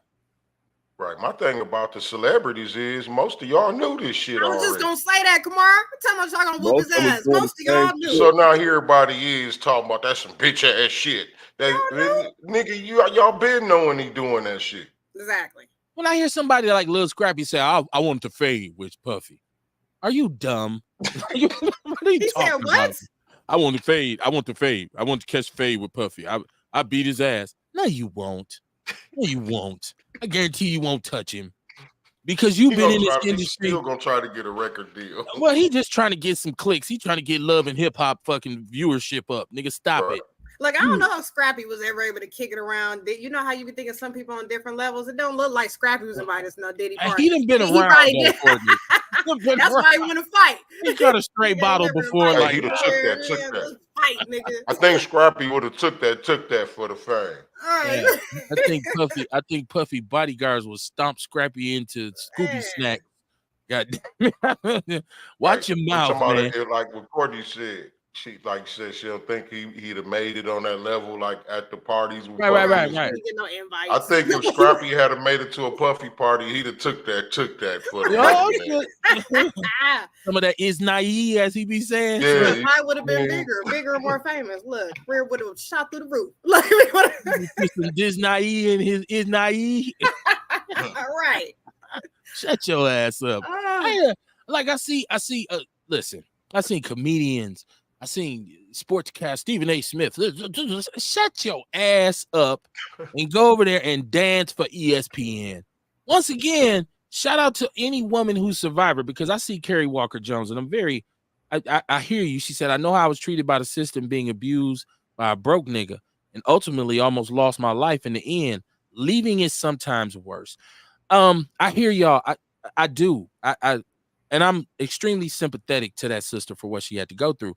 My mom suffered through this before she married my dad. And she went through a situation where she was in Michigan living with a dude who was she called him a rock'em sock'em. He go upside your head for a little bit of anything. But when she finally got herself together, she hid it with nothing. She told me about running in the snow in Flint, Michigan with one shoe. She was so scared he was going to pull up on her and kill her. But she ran and she got back to Milwaukee. And then it was on. She was straight then. You got to muster up the courage to say, well, it might be bad if I leave him. Well, it's bad right now with you staying with him. You gonna stay here and let him kill you? She tried you to gonna die run. trying to get away. We seen the video. That's what she was doing. You see, she ain't had no shoes on. She with the shoes on at the elevator. The nigga came in a towel. Like, I think my mother took the stairs though. I don't think she took the elevator. I think she hit the stairs. Like, sure. Like, really? Don't think I'm on that elevator. I'm on these goddamn stairs. Well, she tried. That nigga. Once again, I asked the stupid question. I got checked last night for it. Trust me. My wife let me know. And listen, I don't want to hear that. I was like, damn, my bad. Shit, I was just asking.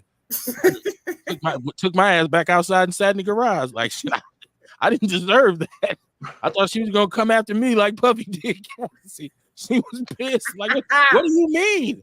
I'm like, why she left? She didn't have to stay. She was there for the money. Shit got hot. The temperature changed in our house. I was like, shit, I'm gonna sleep with one eye open tonight. But I just be posing questions, man, because I did. Once again, I understand you get in a situation where you're like, I got to figure this out. Okay. But I think a lot of times people get comfortable with money. So like you said, sending me to the island. You ain't whooping my ass sending me to no island. You can kill me right here in New York. I'm not getting on no motherfucking plane. I don't care how much security you got. I will make a scene in that airport like you ain't never seen before. See, men always be saying this type shit, and that be the thing. You know, women go through all this shit, and men be like, see, man, if somebody's trying to rape me, I just kick them in the nuts. And I just, men always got this. All you need to do is, she could have just, y'all not there. Y'all not there. Y'all not in the feminine body with these men. If you just beat the shit out of me and you think you finna send me to Barbados, it ain't like this is a choice. When I get in public, no. Airport security is very, very real now since 9/11. I think it's a jet. If it's private, it's still got airport security. You don't do that with your private jet. You still got people in the airport. He doesn't own an airport. His plane got to land somewhere. If it's 3 people in there, I'm grabbing one of them. Like, I'm not leaving till this dude leaves. That's like this little airport over here at the Timmerman. You know what I'm saying? How many people really over at the Timmerman?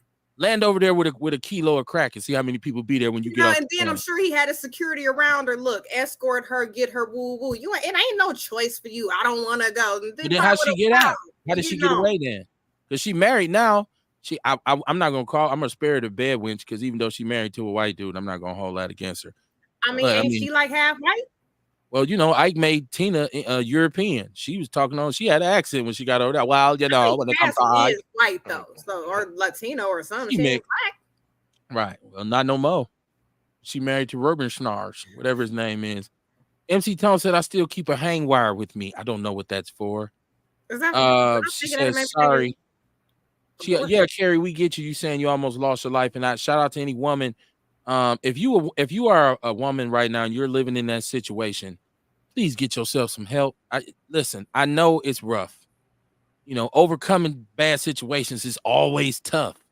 I don't understand your plight because it's not me. I don't want to be insensitive, but I'm saying get some help. Like do something, because if you stay there, it's just going to be more of the same.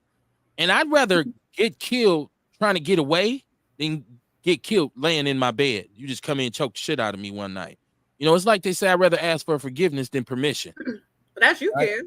Well, that's what I'm saying. I can only speak from my perspective, and I'm not a woman who's been in an okay, let's go down to this Kerry Walker Jones comment. Let's get down to it. You need me to read it? That's what you need to read. I feel like since you pointed it out, you should. I will read it. It says, I hit it with nothing, and he showed up in my house, restraining order and all, and beat me out of my sleep into unconsciousness with the heavy end of the pool stick. I'm not arguing with you, but sometimes it don't matter. And that happened after several other situations with a restraining order.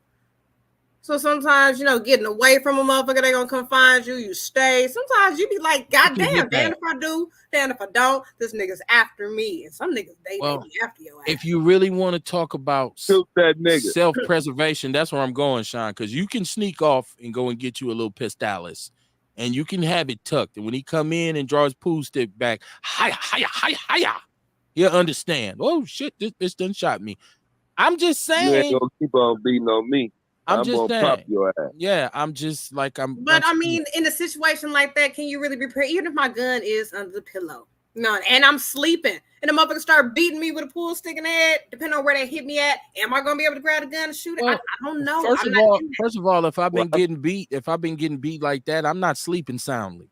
No. Oh, I'm probably I'm woke keeping when my you pistol came under in the my house. You thought I was asleep, but I wasn't. It might be a right. dummy in my bed, and I might be hiding and wait. I knew your ass was gonna come.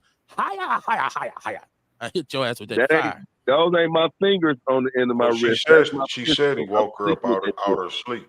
Right, she was asleep. He beat her out of her sleep.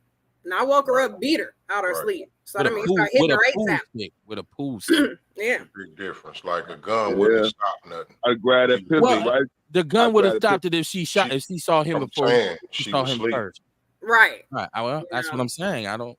Everybody deals with situations differently, and I'm not gonna demean her situation because that's her story. I'm just saying you can't shoot nobody in your sleep. You cannot. But when I have problems, he woke her up, beating her out of her sleep, and then knocked you back into unconsciousness. So yeah. Yeah. The gun wouldn't have saved nothing in that situation. I tend not to sleep well when I got drama.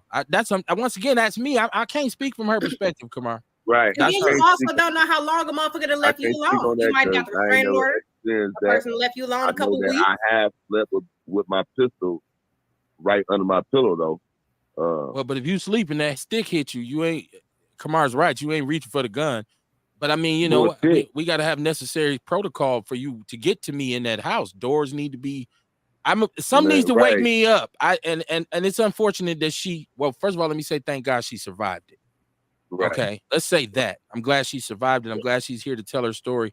And maybe the greatness of this is she could tell her story to other young women who are going through this and say, you know, I understand your pain. Because I always hear Crystal and Ticey and Samantha say their motto is "We believe you," right? Like we believe you. Because a lot of us just dismiss it. Say, he beat my ass. You're like, oh well, you know. But sometimes we do need to stop and say, you know what? How can I help you? Is there any way I can help you at all? You know, I've done referrals for women to go down to that what is that down there on Walnut? Shit, and I should know this. Sojourner Truth. I've did a lot of referrals for women to go down there. Yeah. Go ahead, Sean. Let me ask you a question, though. You know, I understand we believe you, right? But what happens if it's not true? Then what? I would prefer to tell somebody with a story like Carrie that I wouldn't want to say that to her. Well, no, I'm not talking about Carrie. But I know people who have went to jail off of false allegations. And I'm saying, what happens when people find out that it's not true? You know what I mean? Because time is something that you can never get back, right? That's our most valuable commodity. You can get everything back except time. I think if it's not true and they find it not true, that woman should go do the same amount of time that man wouldn't do. That's a felon, ain't it? That like fault. I mean, I'm just saying that's what I think should happen. You know what I'm saying? Like, because that is foul. It is a lot of situations where that happened also, especially when brothers be on parole. It's real easy to get a brother locked up. Damn. You got to come on. You know, you can do 11 years off that crime, and the most she'll face is 5, and it'll probably get probation because it's a perjury. And I guess in these situations so it's now, never replace, never equal out. I just wanted to throw that out there. I wasn't trying to, dismiss anybody's pain that they've been through. None of that, Go ahead, Courtney. But nowadays, I've seen a lot of women getting locked up when they kill their abusers. Whether it's a nigga that done snatched them up and had them in sex trafficking or this and that, and they fuck around and shoot them. Next thing you know, they be in court. They be locked up for some years fighting, trying to get out. And it's like, well, damn, I couldn't kill my abuser. So now it'd be so many fucking situations. You know what I'm saying? Judged by 12 or carried by 6. Which one would you prefer? Judge me, baby. But like anytime you kill somebody with a gun, where you could be in the legal, it's still got to be in the realms of legal. You know what I mean? Like if you shoot somebody, it's got to be under the right conditions. Right. Otherwise, you still would go. You can have your license, you could be licensed away to carry and all that stuff, but you can't go have a few drinks and then shoot somebody. Well, I think the thing for me is if you really beat me and traumatizing me like that, I'm not really worried about whether or not I'm going to jail. I feel like, and that's just me. Once again, we get caught up with these conversations because we all give our personal perspective and feel like that's the word of, my word is law. What you heard what I said? I'm a supreme being. I glow in the dark.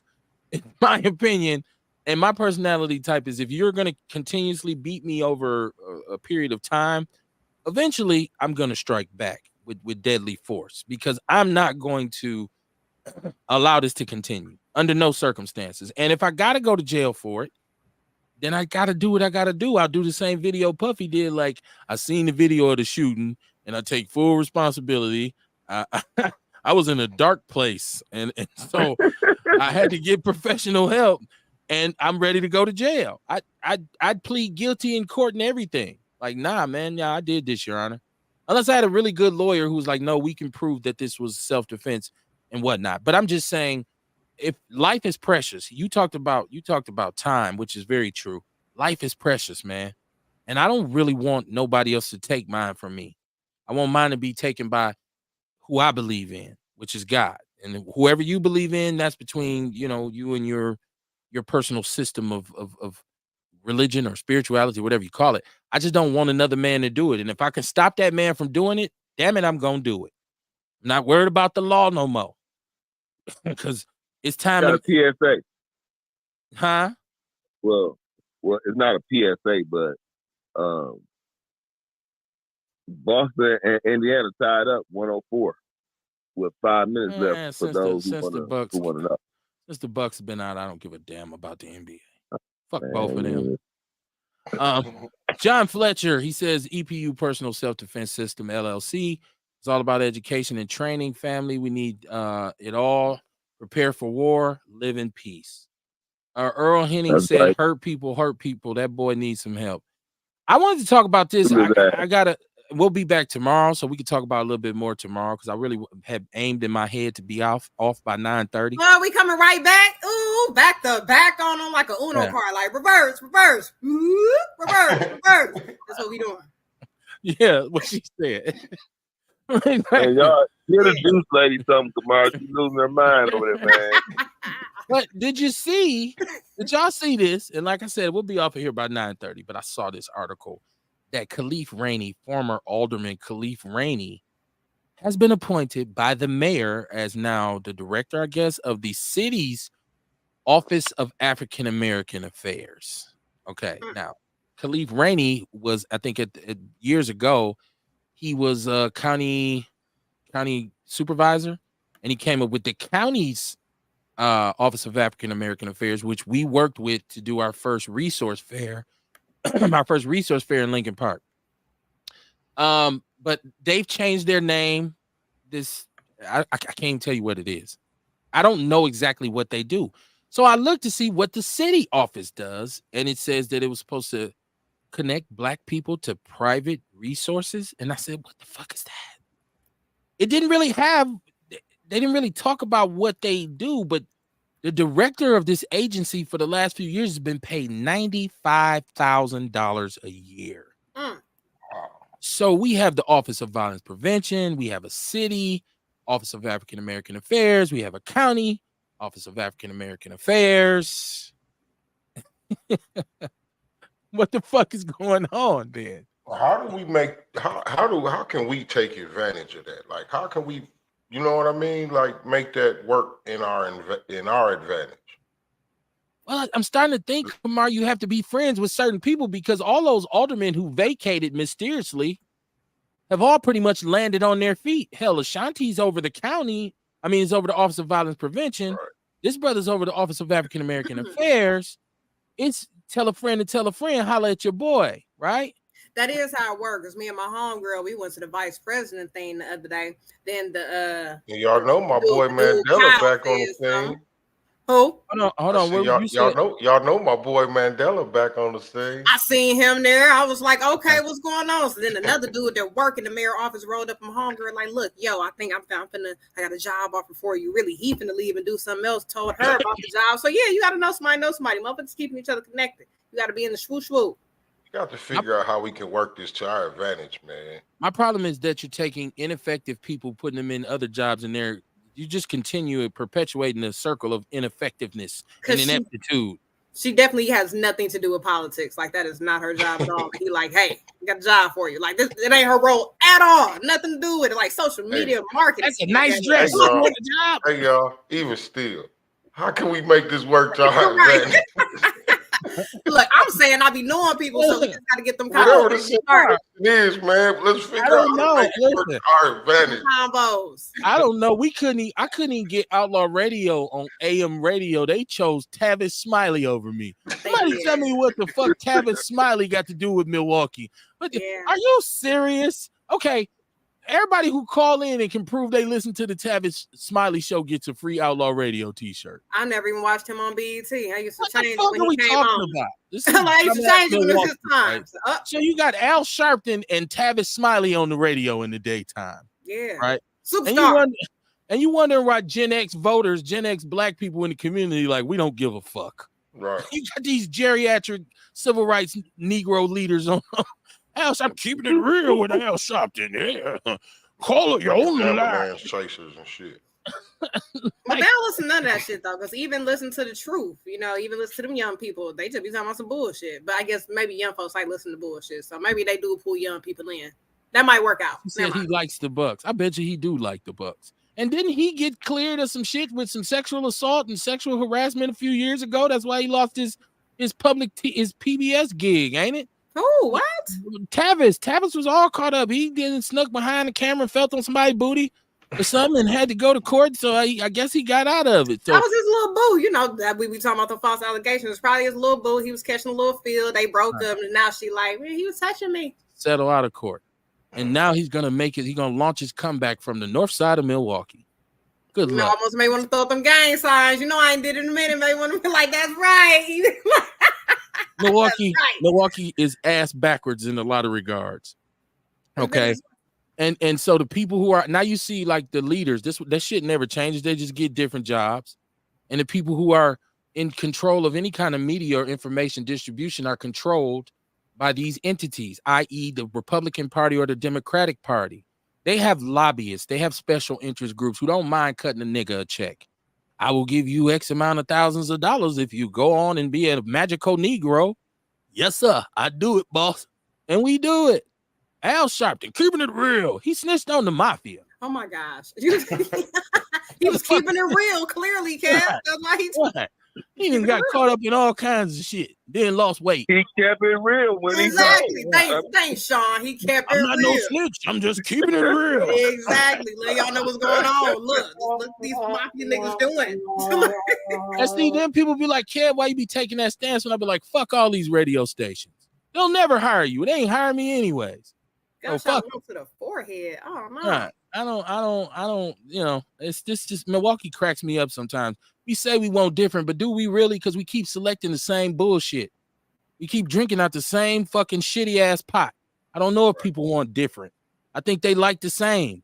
Earl said they only fucking over chocolate milk. Fuck with this city. Earl hitting with the milk stuff, man. Ruben Anderson said Milwaukee, Wisconsin, 3200 block, North 20th Street, adult female, 20s with gunshot wounds to the forehead and shoulder. Patient is unconscious. It goes on and on while y'all pass titles to each other so y'all can make money and live on the outskirts and live in Cedarburg and Mequon and Thingsville and be slumlords while you in office. That's the dirt these are the people we keep electing to office. This is why I don't got no friends, because I'm gonna tell the truth. Right? This is what you do. Because, okay, this brother, I don't have anything against him because I don't know him personally. I thought the Hip Hop Week thing was dope. I like the fact that he created these offices of African-American affairs. But I asked then and I asked now, what the fuck do they do?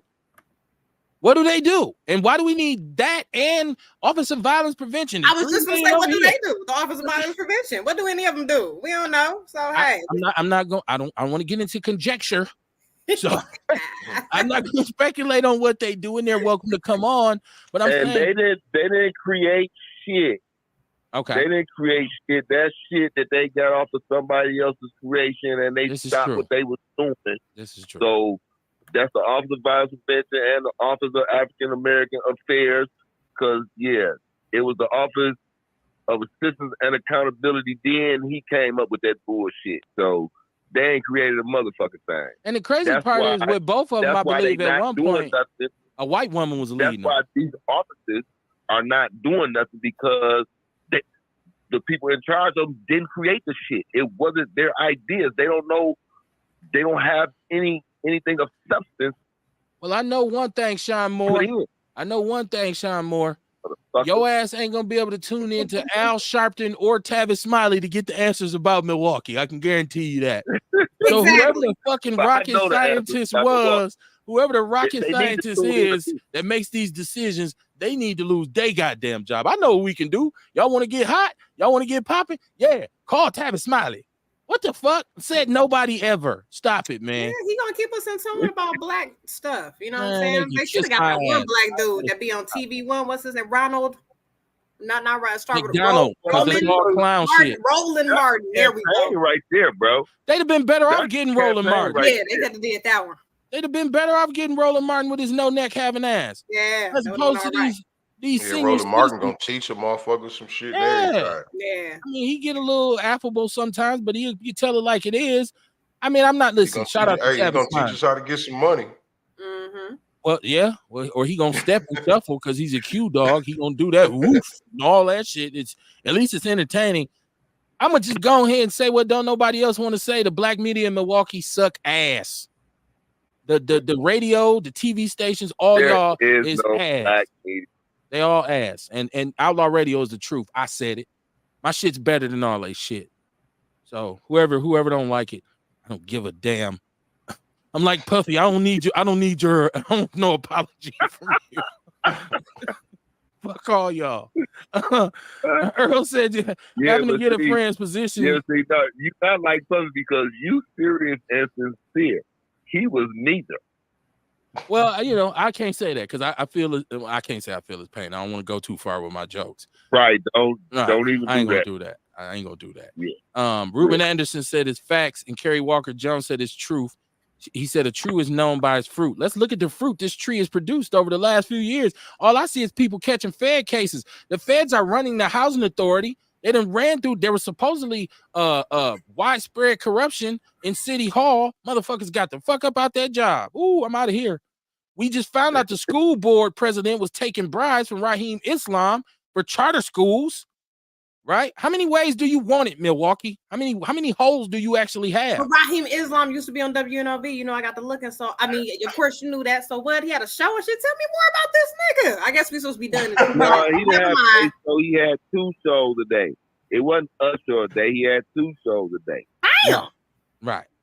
Tell me about okay. So what? Hey man, you know what? I'm gonna start charging for the information I be sharing. Because I be telling motherfuckers about this shit, but nobody wants to listen. Well, you got to tell Tavis, and then he'll distribute it. Like, guess what, Milwaukee? I found out some shit today from Sean Moore. Shout out to Sean Moore. Maybe he'll bring you on as a consultant. Now you got to be calling into their shows like everybody else. Dion them be calling. They call every show. You got a number? No, I would assume you call WNOV's number since they're the ones who put him on, right? My thing is just this. Once again, I keep hearing people say they're voice of this and voice of that. How are you the voice of somebody who you ain't even got you have no clue you don't have no connection to them. You sitting in a community that's rich and you talking about you the voice, but you got Al Sharpton and Tavis Smiley on your station. How does that equate you being the voice of anything except for an ass? They just mean the black community. They're not even talking to the black. They talking to the light-skinned community. With Tavis and Al Sharpton, somebody tell me the last Al Sharpton show they listened to. I got in the car the other day and he was on. Usually when I get off work, he be on. Right. So I hear him when I get in the car before I. What was he talking about? What was he talking? He was hanging up on somebody from Milwaukee. Okay. They was talking that shit. He said, "No, hang up on them." It's one of them regular callers. Could have been like Dion. Oh, it was Dion crazy ass. But it's these certain Milwaukee callers. He was hanging up. He didn't want to hear that shit today.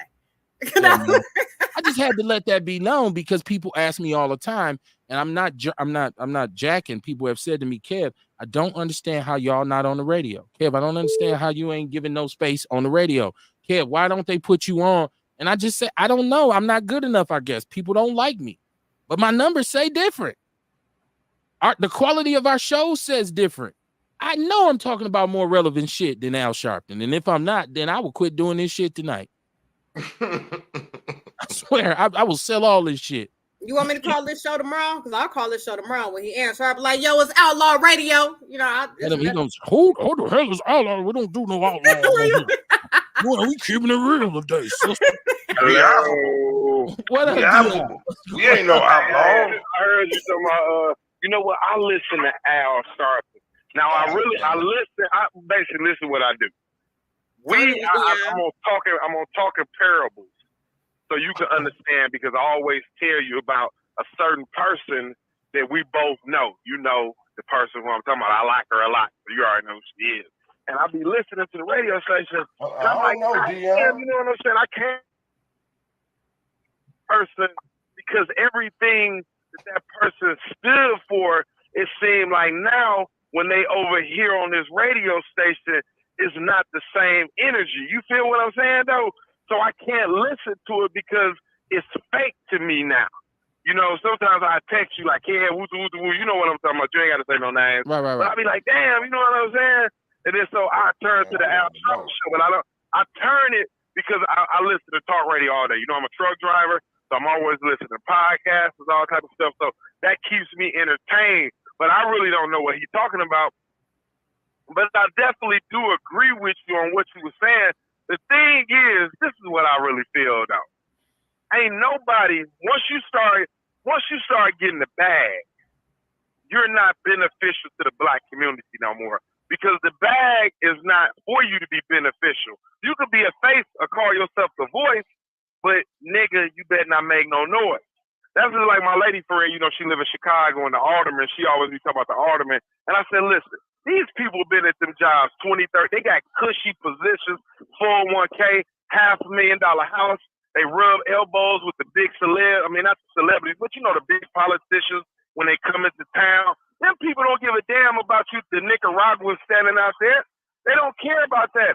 And watch my word, about 5 or 10 years from now, the Democrat Party is not going to be pandering to us no more. They're going to be pandering to the immigrants that's coming here because I ain't going to say we, but you know niggas, you got to have a heart. We was the immigrants one time. What's going to happen is the first wave of immigrants going to come.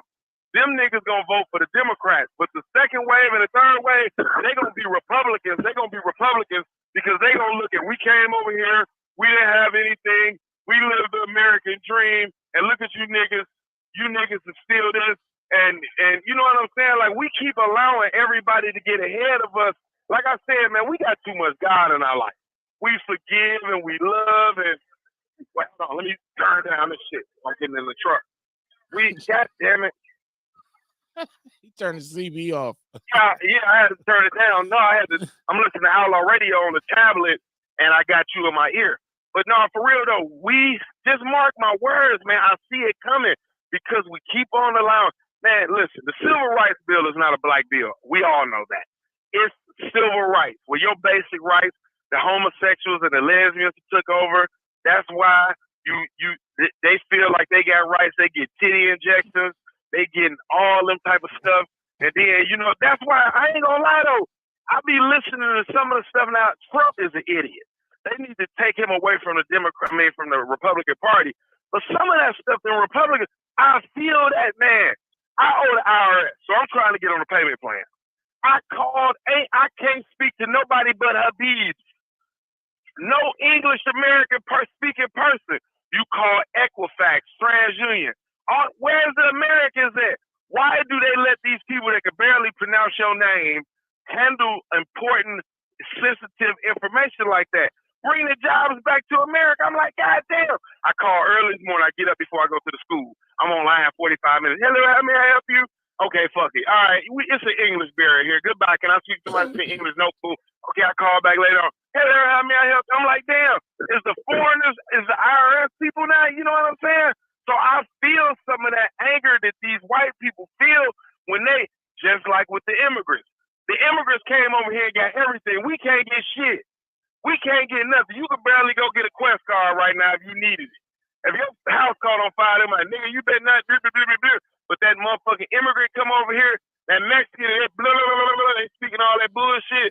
They go get the Quest cards. They get everything, and there's 95 of them motherfuckers in one house.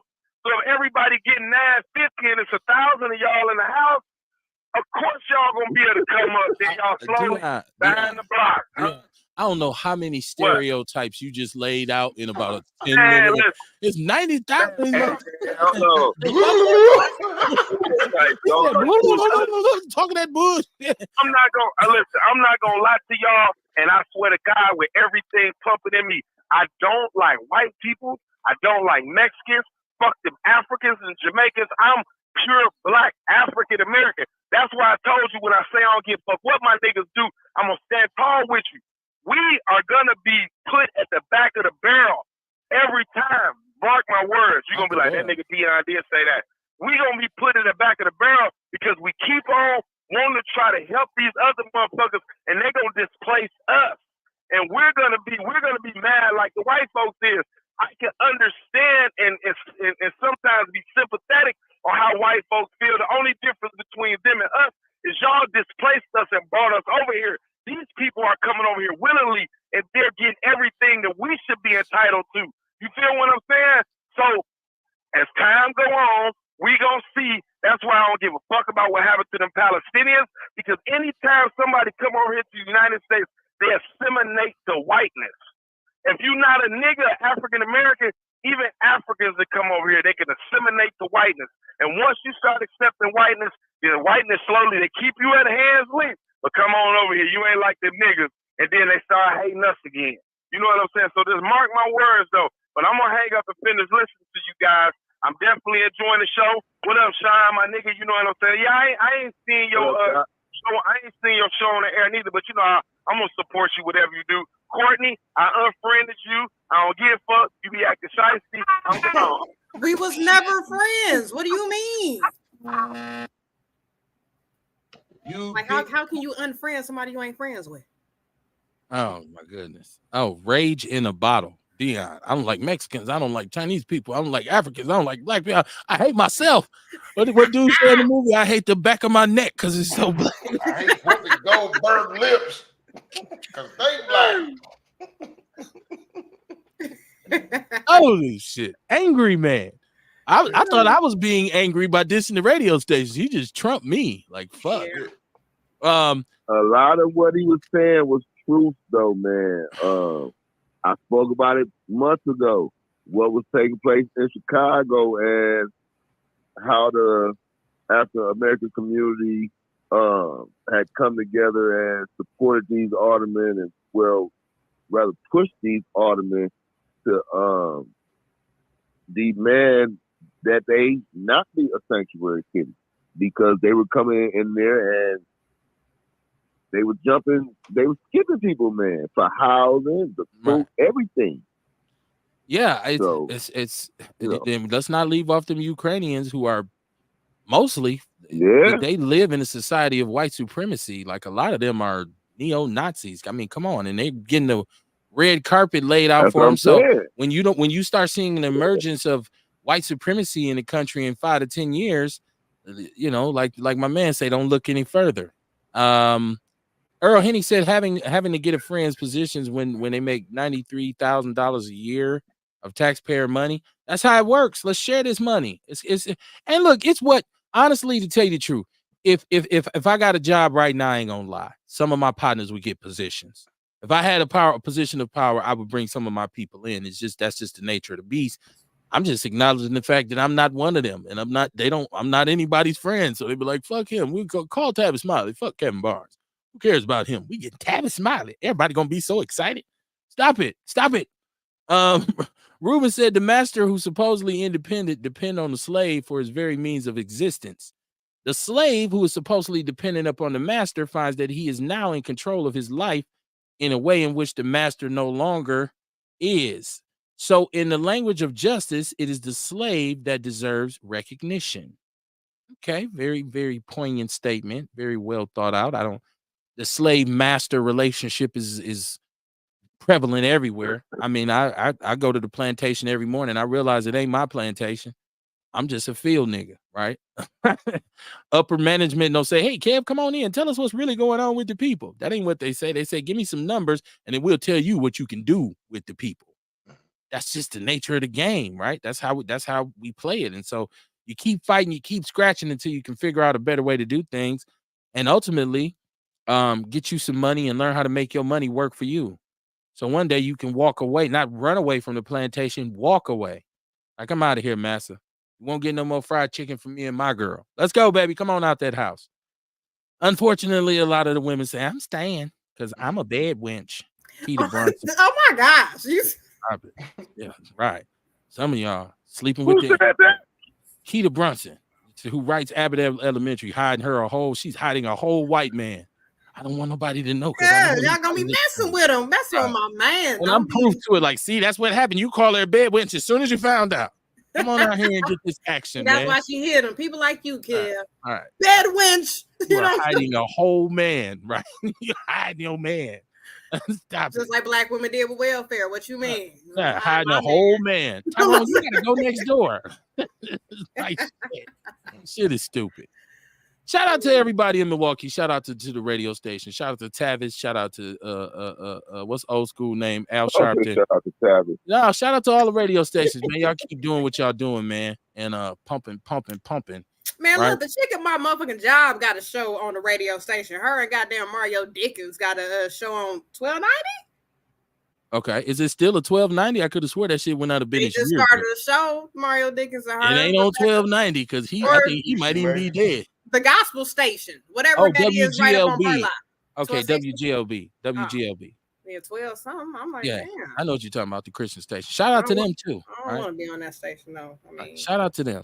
I feel like the only way Kamar told me something a long time ago that I heard him when he said it, and I knew what he meant, but I guess I never just sat on it. And he said, if you want to be on the radio station, they won't give you a chance. Make your own goddamn station.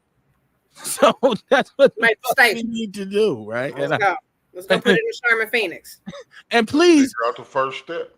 Please don't take my statements and hold it against Kamar because he's a businessman and he moves and grooves in the community. I said this shit. Kevin Barnes said it. Kamar did not say it. It's not his sentiment. We don't have pre-production meetings, so he didn't even know I was going to say it. So if you got a problem, holla at me, because the disclaimer is the opinions expressed on Outlaw Radio are solely those of the motherfucker that said it. Know who to be mad at. So if you say, I heard y'all were talking about us on your show the other night. However, I did say, if these radio stations don't want to hire you, let's get your own station. Right. You know what I mean? I did say that. You know what I mean? Well, they want us to live up to our name. You know, and I stand on that for anybody. You know what I mean? If something in your way, figure out how to get past it. You might have to get your own. Yes. And they forcing me to live up to my name when I said outlaw. Oh, you want to be an outlaw, motherfucker? We'll see. Well, we're gonna see. We're gonna see. Because the one thing I know is that terrestrial radio is dying a slow death anyways. And this internet got a few more miles on it. So you know, at 860, that's how they switched it over like that too. To where it's like an internet radio show. As they do the radio. Let me hurry up and go check out the latest Tavis Smiley show on YouTube because I live in I don't know if I don't know if they got him on there, but you know, I was there.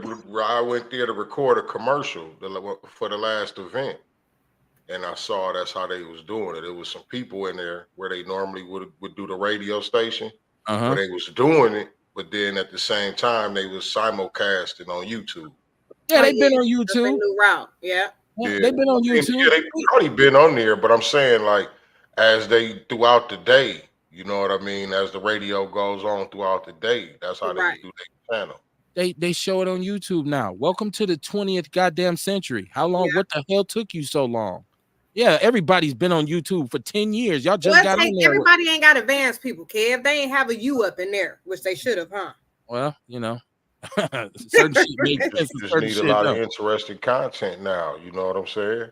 And that's the hard part. How do you get the interesting content? Because see, with that radio station is different. You actually have to pay to be on that radio station. Right. Well, Tavis ain't paying. Al ain't paying. Now Tavis, he probably gets paid to be. Al does too. Exactly. You know what I'm saying? So everybody else on there, y'all working for Al in and the Tavis. community that they claim to be the voice of. They make us pay to be on that station. That's right. We all work for Al and Tavis. Here you go, Sir Al. They both pimps. They pimping the shit out of Milwaukee. Stop it. Now, I don't know if that go for everybody who they work with, but you know what I mean? So far, from what I've seen and when I talk to them, you know what I'm saying? That's how they come at me. You know what I mean? It's about paying per episode. About money. And I tell you something else. And you go ask about these people who are trying to get our votes right now. Democrats and Republicans are writing very large checks to make sure that their message is heard. And you don't hear the real truth of the matter, which is 43% of this country right now represent themselves as independents when it comes to politics. Right? Let that boy say, let that sizzle in your spirit. So all that cronyism shit and all that pay to play, and as long as you pay me, Massa, whatever you say, or whatever you tells me to say to him, oh, we sick, boss? Well, I'm gonna tell them they sick too. Go get the jab. Go get the jab because Massa said so. Still ain't explain what the fuck was in that needle. Stop playing with me. Listen, man, I'm really a peaceful man in spite of all this. And I'm usually a nice guy. Just you know, like Puffy said, I'm in a dark place. Kerry Walker said they will also support everyone but us because they don't see us. Hell, we don't see each other. Divide and conquer is working well with us. A lot of time we worry about the wrong shit most of the time, Kerry. And I tell you something else. Somebody told me that really the biggest hurdle in the black community is the gap between the haves and have-nots, because those who have usually become very affable to protect the quote-unquote bag and leave everybody else sitting looking stupid. But anyway, you didn't hear from me. If you tell somebody I said it, I say he's a goddamn lie. Rest in peace to Chris Johnson. He used to always say that every time he gave me some inside information. Miss Chris, it's my second summer without that brother. That was my boy. We're gonna be back tomorrow, so I don't know if I should ask y'all what y'all got going on for the rest of the week. Back to back, goddammit. Reverse. Back to back. We'll be back tomorrow. I'll be talking more shit. I don't try to piss people off, but they end up pissed off anyways. What can I do? Right? This is not an act. This is how I really am in real life. Yeah, well, you know, I got this thing about me where I've always been able to piss people off, and so now I'm just seeing it as an asset. Like, you should get paid for that, right? So it is what it is, man. I had some other stuff I wanted to talk about, but I'm gonna wait until tomorrow because I can save some, and then we can get more out the news cycle. I did want to make this point again that whatever you heard or whatever you think you heard from this show, there was not a justification for what Puffy did to Cassie. Nobody made any excuses for Puffy. Nobody said that he was, you know, exonerated. All we tried to do was create a situation where all opinions and all perspectives can be heard, right? Because more often than not, we get caught up in only listening to the things that we want to hear, and then you end up cheating yourself out of a lot of interesting information, and thus being ultimately uninformed. So sometimes you got to open up to be comfortable being uncomfortable, and then you'll learn something, right? So our people need to learn that lesson and stop being so emotional. Once again, fuck Puffy. He was out of pocket. Justice and karma will deal with him somewhere, some way, someday. Somebody's going to do the same kind of thing to him or somebody he loves. He has daughters himself. I don't know if he's even thought about this whole thing when it comes to what goes around comes around, but you can bet your bottom dollar that he'll get his too. It's just a matter of time. And we might not be there to see it, right? But it's definitely going to happen because that's the way life works. So we'll be back tomorrow, man. I just want everybody to remain cool, keep your head on a swivel. And I try not to offend anybody. But if I did offend you, you can kiss my ass. I'll see y'all tomorrow night.